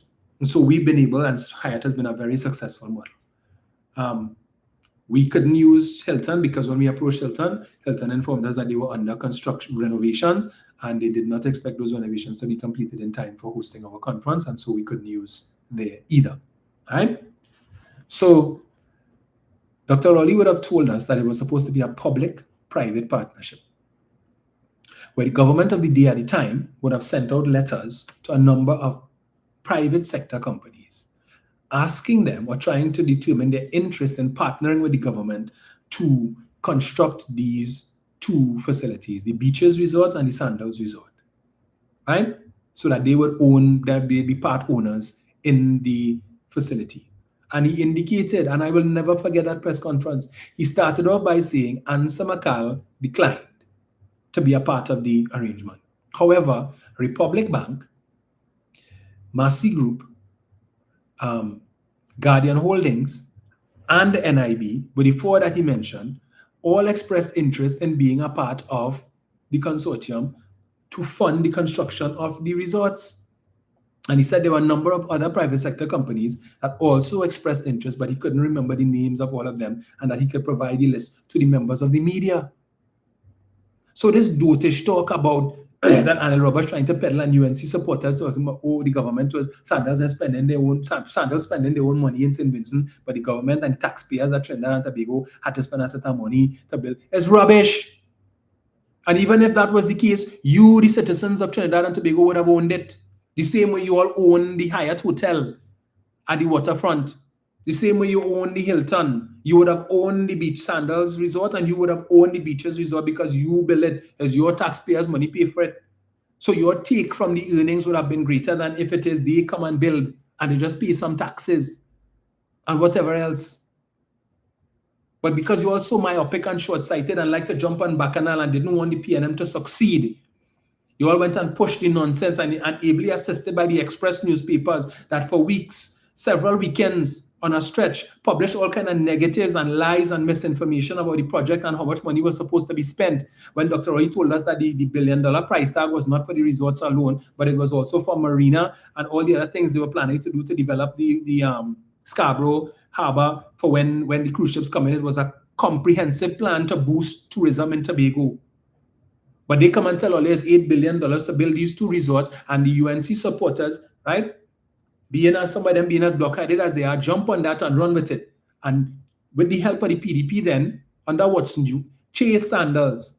Today now you all ruin it and regretting it and can't accept the fact that you all contributed and that we lost out on something that St. Vincent and the Grenadines and other Caribbean countries have benefited from since. Cannot accept, your consciences can't accept it. So they come in and peddling the same lies again about how the government was going and spend $8 billion on taxpayers' money and borrow $1 billion US. Rubbish. They are in government now for 5 months. Tell them to produce a cabinet note, a cabinet minute, some document to prove that the government was going to borrow $1 billion US to build that. They cannot, because it's not true. It's a damn lie. But it is convenient for UNC supporters to come and push that dotish talk to satisfy this because they realize, hey, St. Vincent and the Grenadines getting a second facility because what they got before was the Sandals Resort. As I told you, Tobago was supposed to get the Sandals Resort and the Beaches Resort. St. Vincent and the Grenadines got the Sandals Resort first, and now they're going to get the Beaches. So the two things that Tobago was supposed to benefit from, St. Vincent and the Grenadines getting both of them. And what we have?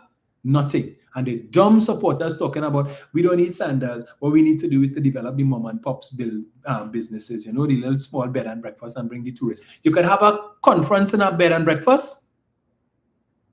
Conference tourism is where it's at now. All of these in big burgeoning international associations. When I went to Jamaica in 2023, the International Association for Air Traffic Controllers, they had their conference, their annual conference, in the same hotel Rose Hall in Montego Bay. They were there. Actually, I think it was last year, was it? That they came to Trinidad and they used the Hyatt Hotel. Conference tourism is where it's at. All of these big companies that looking to have conferences everywhere, right? Every year, Guardian Group used to be going to Miami for their managers meeting and their unit managers meetings. Now, for 2 years, I think they went to Panama, and this year they went to Colombia. That is where it's at. So what you want is so that we could be on the map for that, for conference tourism, so that all of these big international companies that looking to have retreats and so on for the executives and the staff can come to Tobago. I don't know why it is we are trying to get Sandals to come to Trinidad. No, I sure it has space in Trinidad. We could put the Sandals Resort. Go up to Oko.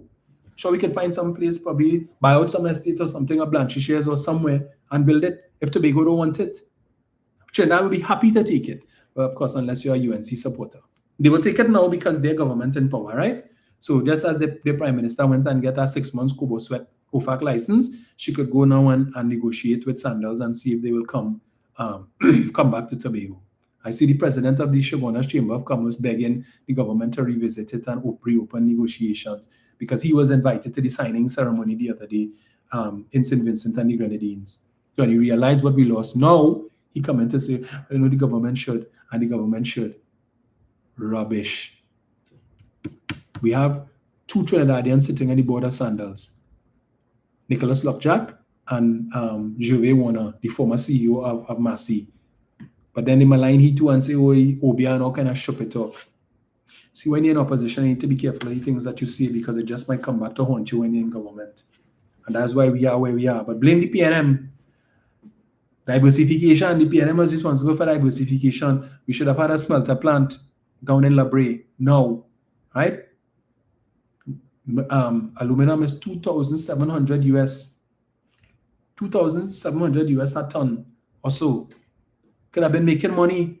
All the millions that we spent on TGU. I saw the other day when the Prime Minister put Power Gen and TGU under Padarat. He's saying that he wants to revisit and relook the contract, the payment contract, because as you know, TGU was take or pay. Either you take the electricity or you pay for it, but at the end of the day, they get in their money. TGU, as you know, was supposed to provide electricity for the smelter plant. The smelter plant that they canceled in 2010, when they come and tell people smelter plant will give you cancer and kill you, and they shut it down, cancel the project. Even though when they came in, they did a feasibility study which showed that the smelter plant would have been profitable at $2,200 US per ton. Now it's $2,700, and the average over the last 15 or so years has been in the vicinity of about $2,700 US. So that plant would have been profitable from day one all till now. And we could have been earning US dollars. And maybe if they weren't so dumb to shut down and to cancel that project and it had come on stream, not only would we have had thousands of persons who would have been working, because all the jobs that were lost, and if the opportunity presents itself for me to speak on that in the budget debate, I will. All the jobs that were lost in La Brea, because of that, the cancellation of the project, Kamala came and said, don't worry, I am going to build a shipbuilding facility on the same site that the smelter plant was supposed to be built. So people of La Brea, don't worry. I know you all were looking forward to the jobs in the smelter plant, but we will replace it. Where is that shipbuilding facility? Where is it today? Never happened. Never built. Only a set of empty promises. Nothing. But they want to talk about now about diversification. Maybe if they had continued with the project instead of the stupid decision to cancel it, and we now find ourselves subject to a claim from the Chinese contractors to the tune of hundreds of millions of US dollars, which is now their problem. The PNM was negotiating it down, but they now inherited. Let's see where that goes. Then maybe the earnings from that smelter plant could have given a lifeline to the Petrotrin refinery, because the government would not have, even though they would have been saddled with the losses and so on, they might have said, well, okay, we're making money from the smelter plant, so we could keep the refinery open a little longer and look for a buyer or something, or use some of the monies that we earning from the smelter plant to be able to upgrade the refinery. But no, cancel it, because it was a dotish promise. But election promises have consequences, and today the economy of Trinidad and Tobago is feeling the impact of that dotish decision and that election promise. Ask the tax. No smelter. Well, all right. Well, you look for that. Take that in all your perfume. 5 months in, and where are we?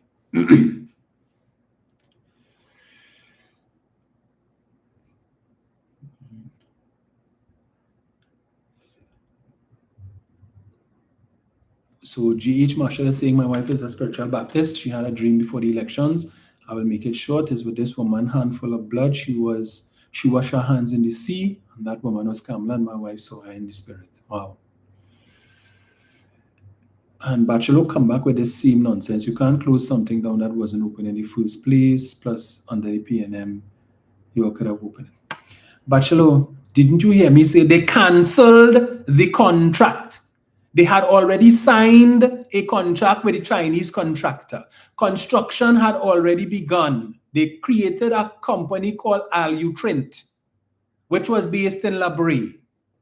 They had already engaged, and the contractor already had equipment on the ground to begin the process. They had started the process of laying the surfacing and so on to build the smelter plant. The UNC People's Partnership came into office in 2010, and they canceled the contract, so all work ceased. Construction was just about to begin. They had already laid the foundation for the smelter plant. Okay? And the UNC came in and said, stop it. You're saying that you can't close something that wasn't open in the first place. Come on. They shut it down. They canceled the contract. They said, we're not building it no more. But the government had already signed the contract with the Chinese contractors. And when they did that, the Chinese, who had already invested their money in the project to acquire whatever equipment and so on, sued the state. They took the government to court because they wanted back their money plus interest on the monies that they would have earned, the expected earnings. So you can't cancel a project. It is as simple as that. This is not the first time you've come with this nonsense about you can't close something down that wasn't open. They canceled the project. Why is that so difficult for you to understand? Good grief. Nonsense. I keep telling you that on numerous occasions. The process has already begun. Alutrint had employees. It's just that the physical plant, they were renting an office in La Brea already. They already had the employees, the administrative staff in place. That was underway. It was just to construct the plant and get things are rolling. And when the UNC came in, having promised that, they said, if we come into office, we will not continue with the construction of the plant. They shut it down. Tell the contractor, change your plans, pack up your equipment, ride out. No more smelter plant. And today, the government has to deal with that because I think it was over $2 billion in restitution the Chinese contractor was seeking. And the last administration was trying to work with them to bring down that figure. I think that process is still ongoing. And so your administration, your government now inherited that. So they have to finish the negotiation with the Chinese with respect to that. All right? But if they didn't follow through on that foolish promise and had come in and said, well, okay, the PNM has already started the process. Yes, the plant isn't built yet, but construction has started, foundation and so on. Let us change our mind and continue. You see, the same way they said Dragon dead, and then they come and change their mind now on the 19th and went and applied for the OFAC license. They could have changed their mind the same way after they did their research. But let me just get that for you. You see, and this is every time, every week. Every week. Let me see. See, cabinet. Let me just read this quickly here for you, as I've done before. Guardian article dated the 27th of October, 2010. Entitled, Cabinet Note Reveals Smelter Profitable at $2,200 US a ton. It is the second smelter to go up in smoke. The smelters was scrapped for popularity's sake by politicians. The public's disapproval caused the previous PNM government to cease the desire by Alcoa, the US aluminum giant, to establish an initial plant in Chatham. And in September, the People's Partnership government cancelled the Alutrint smelter plant. You hear that? The People's Partnership government cancelled the Alutrint smelter plant. Winston, we have continued to maintain and will continue to maintain that our decision to cancel the smelter project was supported by the majority of the people in La Brea and environs, said Energy Minister Carolyn C. Prasad Beach. And I hope you're listening, Winston. In response to a question by opposition leader Dr. Keith Rowley on the aluminum smelter project in the House of Representatives on October 1st. Alutrin's fate, however, is different from Alcoa's. Already, I hope you're listening, Winston, US 66.8 million has been spent on the smelter. You hearing that?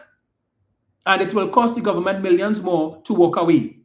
Sipasad Bechan had estimated the cost at $219 million. You hear how much money it cost the country? I hope you're listening, but you don't live here.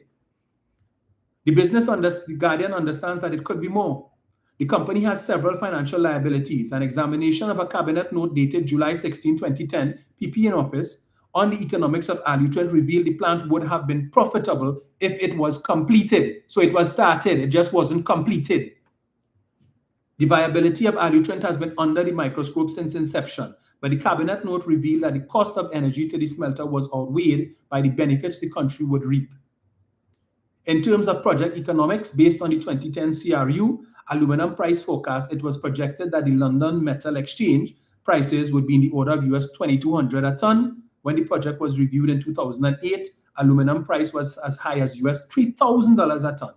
And the then forecast of LME was projected at US $3,200 per ton. Based on an LME price of US $2,200 a ton, the rate of return on equity is in the order of 11.5% as compared to 22% based on the 2008 LME forecast.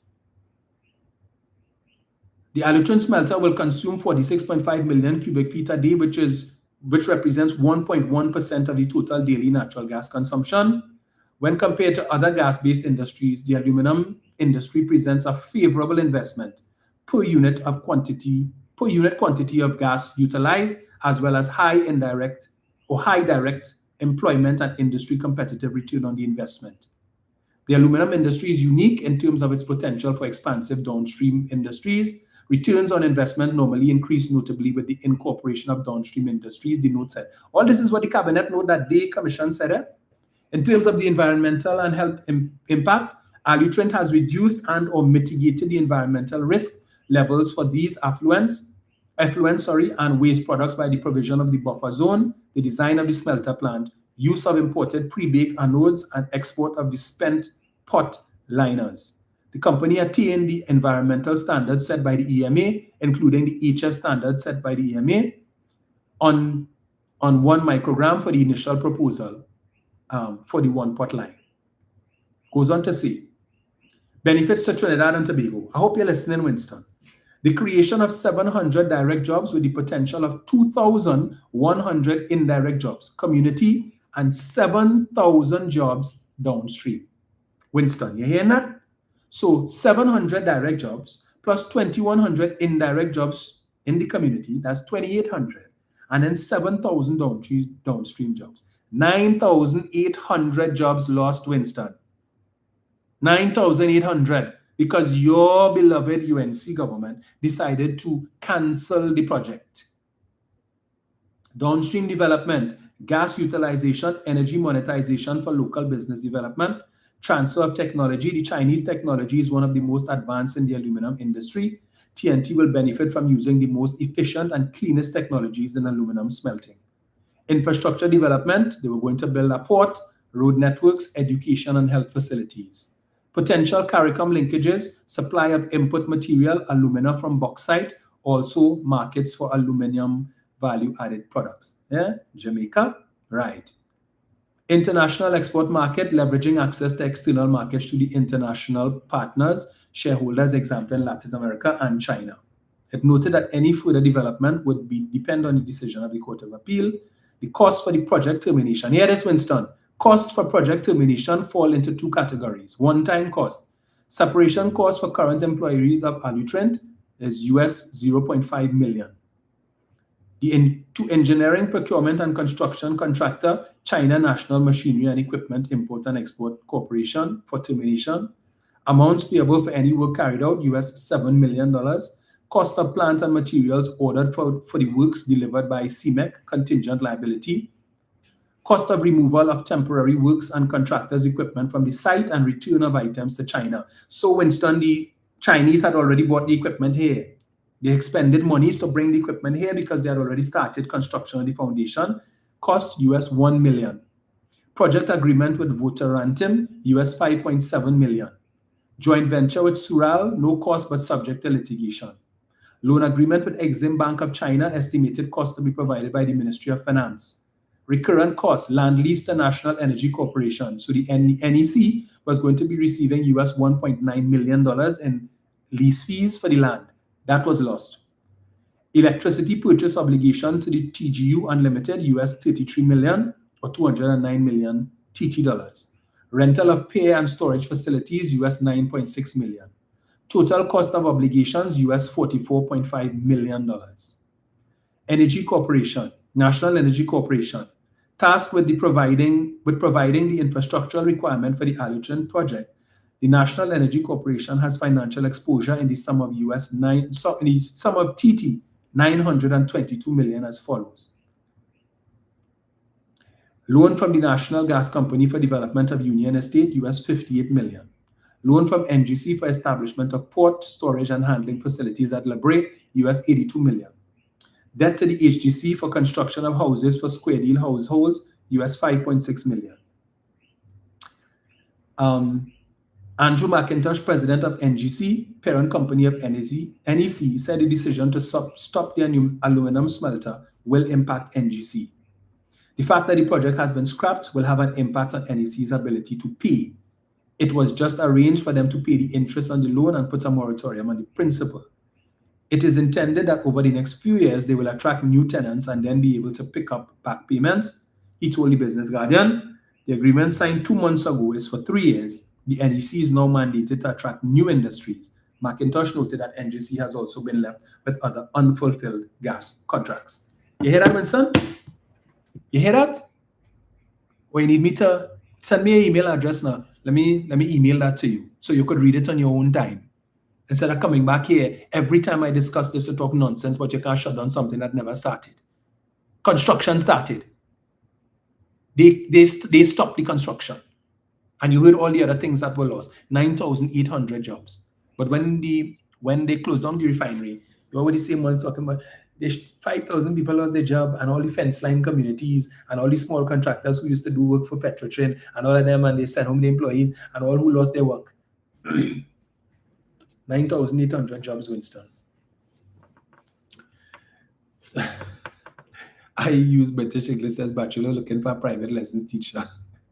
Alter for them.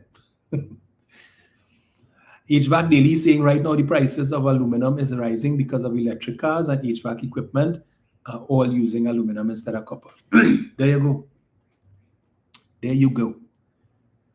Alana Gonzalez is saying people are waiting to hear that they will be getting 10% salary increase as promised by the UNC and the coalition of interest.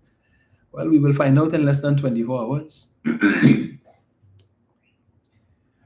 Annette Moses is saying everything this government does should bother us, like how they go into India to select persons on all the boards. Let me see here. Slimy Show is saying the smelter are energy intensive and they need a guaranteed and constant cheap gas supply. Get it? So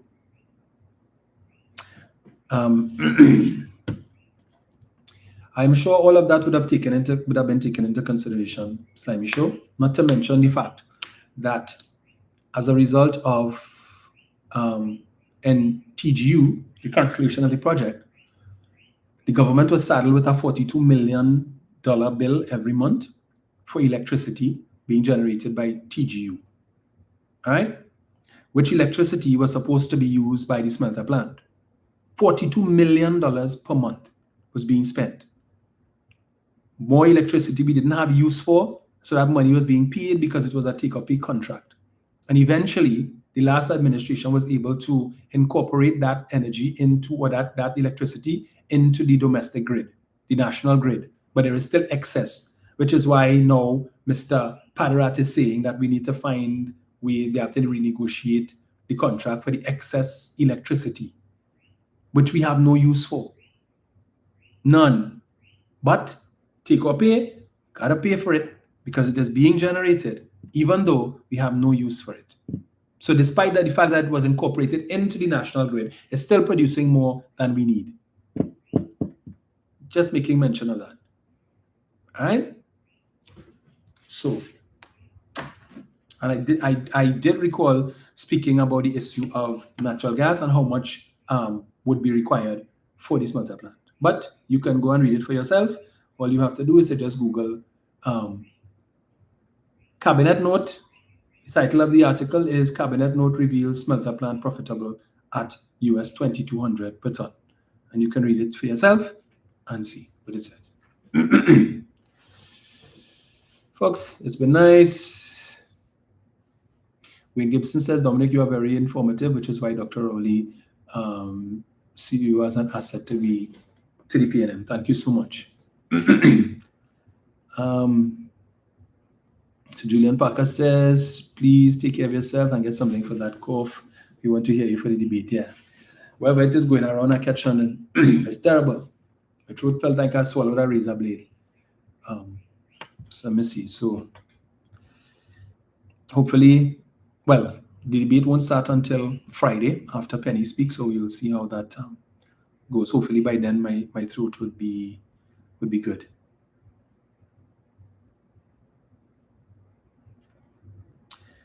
Let me see this.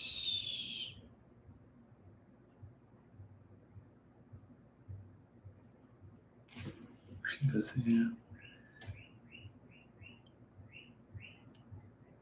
Right, so someone sent me, Tanku wants to hold the production of the new $100 note.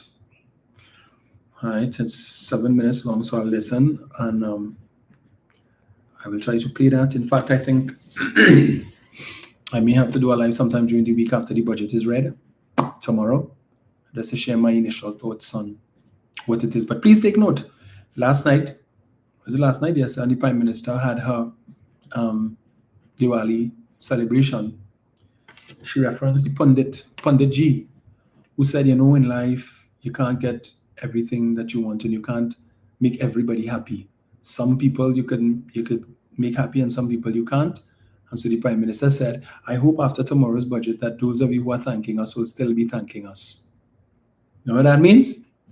Tanku told you all, temper your expectations. So all of you who are expecting certain things, so she put you all on notice, right? We will try, but we can't make everybody happy. Really? Well, I wasn't saying that. When UNC wins, everybody wins. So everybody looking tomorrow to see if they're going to win. The CPEP workers looking to see if you're bringing back CPEP. URP workers looking to see if you'll bring back the URP program. Forestry, all these people. The man who is going viral for stealing the 3 cans of Enfamil to feed his children, right? Went and steal, allegedly, a former CPEP worker. You know what these heartless UNC supporters saying? The same heartless supporters who, when the PNM was in power, they were so concerned about the poor people and all who struggling and who can't buy food and send their children to school. You know what they say now? If he know he could not mind children, then he shouldn't have had them. And he should have spent money on condoms would have cost him less than Enfamil. The man had a job. Under the last PNM administration, he was able to buy Enfamil for his children. Thanks to the UNC taking away his job and giving him 1 month's pay in lieu of notice, he now finds himself in a situation where he no longer is earning an income every month to be able to purchase the Enfamil for the children that he had before he lost his job. A little disrespectful and dirty, heartless bunch of louts to come and talk that talk. There's you should have strap up and you should have know to buy condoms instead. You know, before I get upset here, GH Marshall said this is a budget of pressure.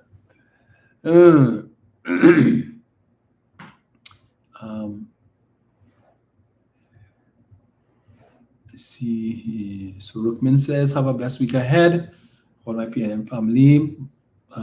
My daughter's birthday will be Tuesday, please God. She'll be 25 years old. She's Cherise Peters. So happy birthday in advance, Cherise. We hope from all of us here at Facts and Stubborn Things, wishing you a blessed one. Slimy Show, are you doing a live later? Are you going to talk about the budget? Nicola McNichol says she's anxious to hear it. Nicola, you are the rest of Trinidad and Tobago. Slimy Show says Oleg will be vexed tomorrow. Okay. Why are you scared to talk? Yeah, so many people have lost their jobs, Nicola. So I'm sure what you know and you're not telling us. They get any 10%. We get any 10% or they get any 10%. Tell us now if you have any inside information. Can I have other things that they promised to have? Anything, any goodies for these CPAP contractors, CPAP workers? Brian Forbes is saying anything about the Nigerian company and the refinery or the airline arrangements. So I saw last week the minister in the Ministry of Energy,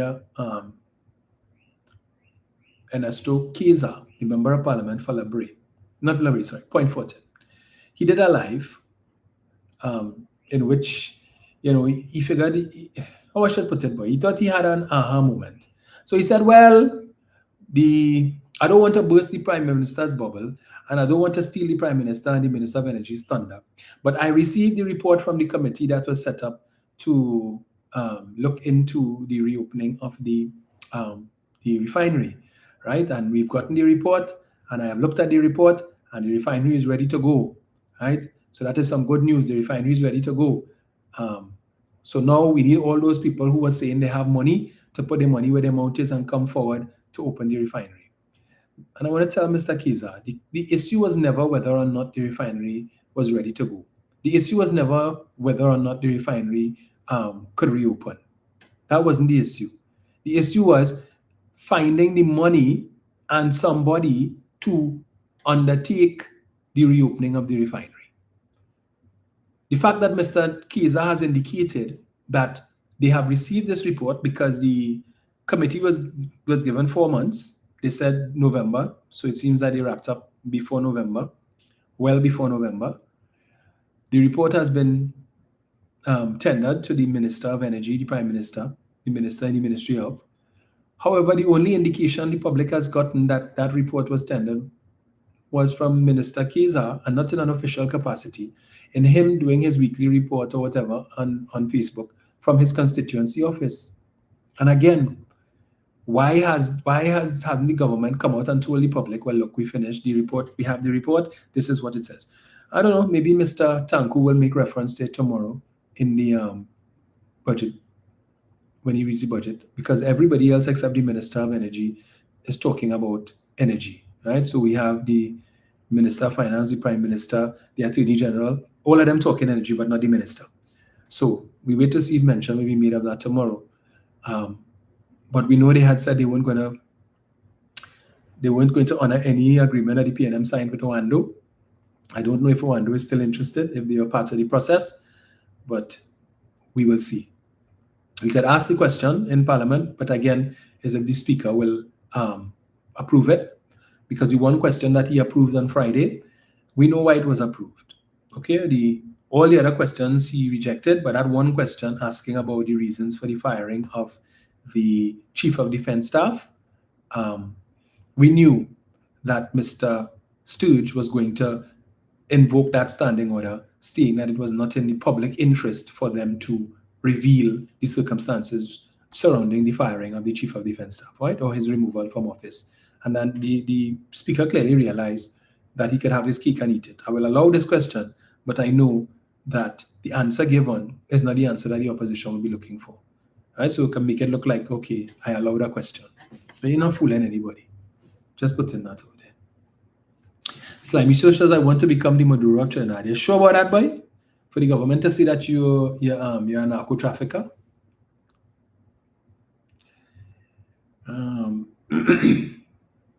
Really, Winston? Really? Yeah, they shouldn't be stealing, Winston, but unfortunately, the guy is stealing. And thanks to who? While some people could afford to buy an outfit costing $27,000, one outfit costing $27,000, we have people in this country who can't afford to buy milk, the basic necessities for their children, because the person who wearing the $27,000 outfit, courtesy taxpayers' money, she took away his job and the job of so many others like him. So we have people who are stealing milk for the children. We have people who are using cloth, using old towel, ripping up towel and all kind of thing to use as sanitary napkins. And that's just some of the stories. I told you all about the young lady and her mom, whose toe was amputated, and they were living in the worst of conditions. My understanding is that she would have contacted my office to indicate that they were not able to pay the rent.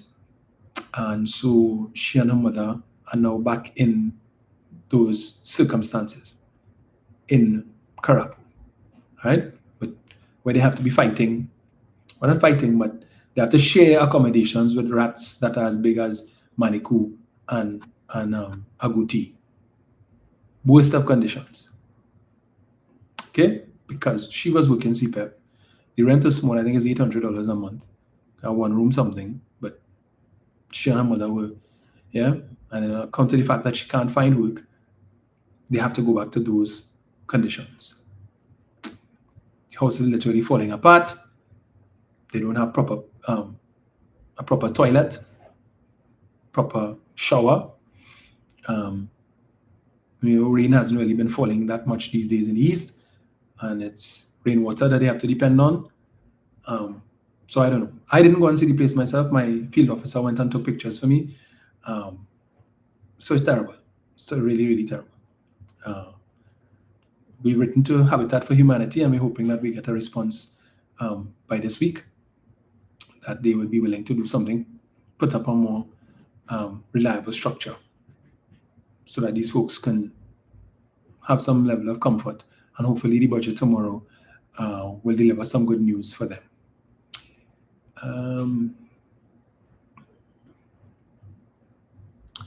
The UNC Nothing says, DR, you and Stuart Young look very nice meeting with those CIC students. They seem thrilled. How do you feel being there? Well, it's always a pleasure for me to go back to my alma mater and to talk to the students there. And I did have conversations on the side with them. A couple of them will be part of the youth parliament that takes place next month. And so they were asking me for pointers on what they could do to improve their contribution in that debate. And I was happy to share with them.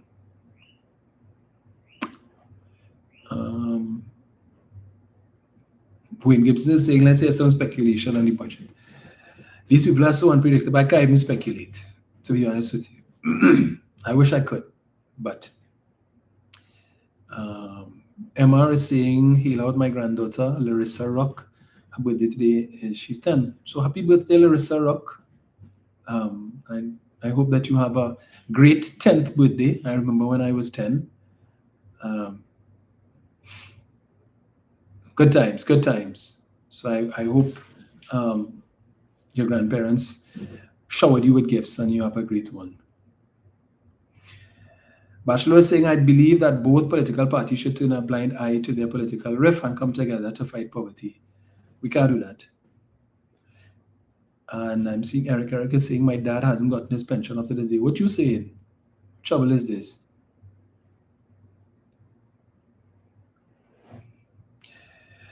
Slimy Show, that's fighting words, eh? QRC forever? Never. Not on my life. Okay? Not on my life. CIC forever, my friend.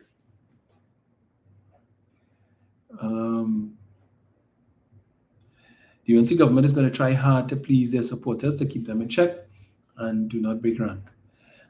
That may very well be so, but they need to be concerned about what are the long-term effects of being irresponsible. The Prime Minister a few weeks ago talked about having to make tough decisions, and I hope that she gives consideration to that rather than a populist budget that could cause problems in later on the road when they don't have the money. And if they feel that this dragon gas is going to come and give them relief, so they could try and see if they could take little credit on it. You know, as Mr. Manning would say, counting chickens, counting eggs and fowls behind. There's still a long way to go before that comes to fruition. And here comes the UNC propagandist Jason Brown, talking about I spreading propaganda. But every week I'll ask him, please tell us the propaganda that I spread. And he can't answer. Stop embarrassing your party, Nepal. If you want to come up against me, come with your facts. Identify anything that I said here today that is propaganda and challenge me on it, but you can't. All you will come here is I spread in propaganda. And yet still here you are, every week to listen. You know why? Because just like the rest of your UNC supporters, you all are addicted to the truth. Can't help yourself. You're fed up with the lies that you will get from the UNC mouthpieces, and you come here and you get facts. I do my research and I quote my sources. I am not like Anil Roberts and the Underground Report who engage in propaganda and chuppy talk. I know about that. Okay? Right.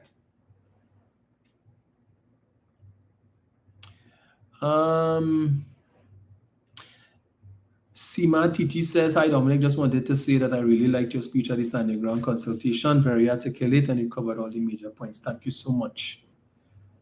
MH37 says, Jason Brown now get up and now remember your show today. He didn't arrive first when you started. Most likely that's it.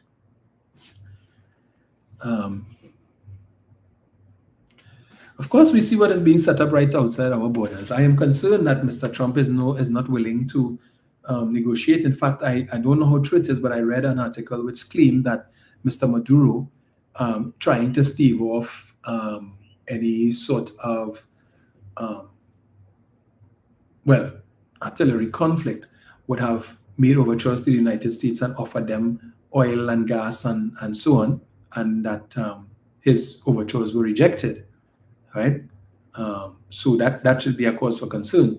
So it seems that even though it may appear that if Mr. Maduro wants to settle this situation diplomatically and in an amicable way without the intervention of force, that Washington is not interested in any such conversation with him. I am very concerned about that. Right? YTEP advertising for Sasha now. Yes, I saw that out there, that YTEP is having some makeup program or course, and Sasha Cosmetics is supporting. My concern about that, again, is that when you have a course like that, and it may seem on the face of it that this is corporate social responsibility, where Sasha Cosmetics is stepping forward to give back. The fact of the matter is that when you have this course and the persons who are the participants use Sasha Cosmetics, what you are in fact doing is grooming them to use Sasha Cosmetics, because normally you have the more expensive brand like the MAC and all of these different things, right? And Claiborne and whatever else. But if you use Sasha Cosmetics, even if they donate it for the purpose of the courses, these students are like, they say, well, no, this is Sasha, they like to push the brand. But again, this is a shameless government that doesn't understand conflict of interest. And so while they accuse Cho Chung and Faris of all these, what do you call it again, boy? Can't remember the word right now, no? When they were, cabinet was making decisions on certain things and the like, and they don't know about that. They don't know about that. And Kama Mirage, anyway, that's a discussion for another time. Let me see. I hear you, Bernadine. Recusals, thank you so much, Cyril. Yeah, them don't know about recusal. They know about our life.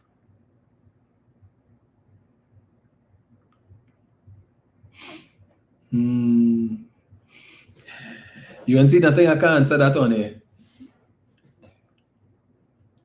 Yeah. 9 years, people in the Ministry of Social Development ran around her daughter, and no one cannot give a definite answer, hoping they would forget that period because they thought that was my wow. Slimy Show is saying Venezuela will win this war. Understand this. We hope there is no war. We don't want war. We only want peace. We'll see how that goes. What will be the casualties? Well, who knows? Depends on how, if conflict comes to Venezuela, I guess it depends on how Venezuela decides to respond.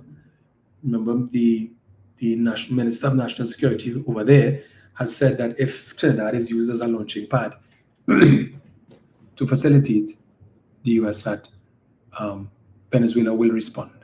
So let's not forget that. So folks, it was nice, but I gotta go. All right, we'll chat again soon. I'll see if I could probably come on maybe Tuesday or Wednesday to share my initial thoughts on the budget. And nobody has called me to sit in on a panel. So, yeah. Let me see. The UNC nothing, somewhat, I will say, yes. Yeah, so I will be listening to see if they bring in Indira Sajiwan and others, to give their biased perspective on the budget. Yeah, because when you can't buy the hand that feeds you, and the government feeding her now. Fuad Khan said the budget will be a budget of promises and nothing will be held to account. And that's important to remember, that you could make promises in the budget and say you're going to do this, that, the other, and the next. That doesn't mean that it's going to happen, right? Just take note of that, because every year it happens. Things are articulated in the budget, and then for one reason or the other, it is not implemented because there wasn't the money for it, or something happened, and therefore it had to roll over to another year. So don't take everything that you will hear tomorrow at face value. This is a government that wants to be able to say, promise made, promise kept, promise delivered. But we did approve $60 million, don't forget, in June for CPEP, to pay salaries for CPEP workers until the end of September. And they were fired a few weeks later and received only 1 month's salary, as we would have approved. Okay, but the parliamentarians who came and who came to seek an allocation for their back pay, they got their back pay, right? Which was a lot more than what the CPEP workers got. Folks, we chat again. Slide me up. Obsessed with that war boy. Late payment of salaries is getting ridiculous, Michael is saying. Hopefully things will get better after tomorrow, because they said it's because they were hamstrung by the PNM budget, but we will see. It's the end of a quarter, so they'll be getting some monies from the energy companies at the end. Should be getting all now. Corporate taxes are due all now, so they should be getting some money. What I would like to know is how much money they got from the last tax amnesty, which Mr. Tanku had extended until August. Hopefully he will make mention of that in the budget tomorrow too. So enjoy the rest of the afternoon, folks. We will chat again soon. All right, if you're going out on the black carpet, expecting some rain this afternoon into this evening. So yeah, let's see how that goes. Take care. We want you all back here safely. All right, so have a good one.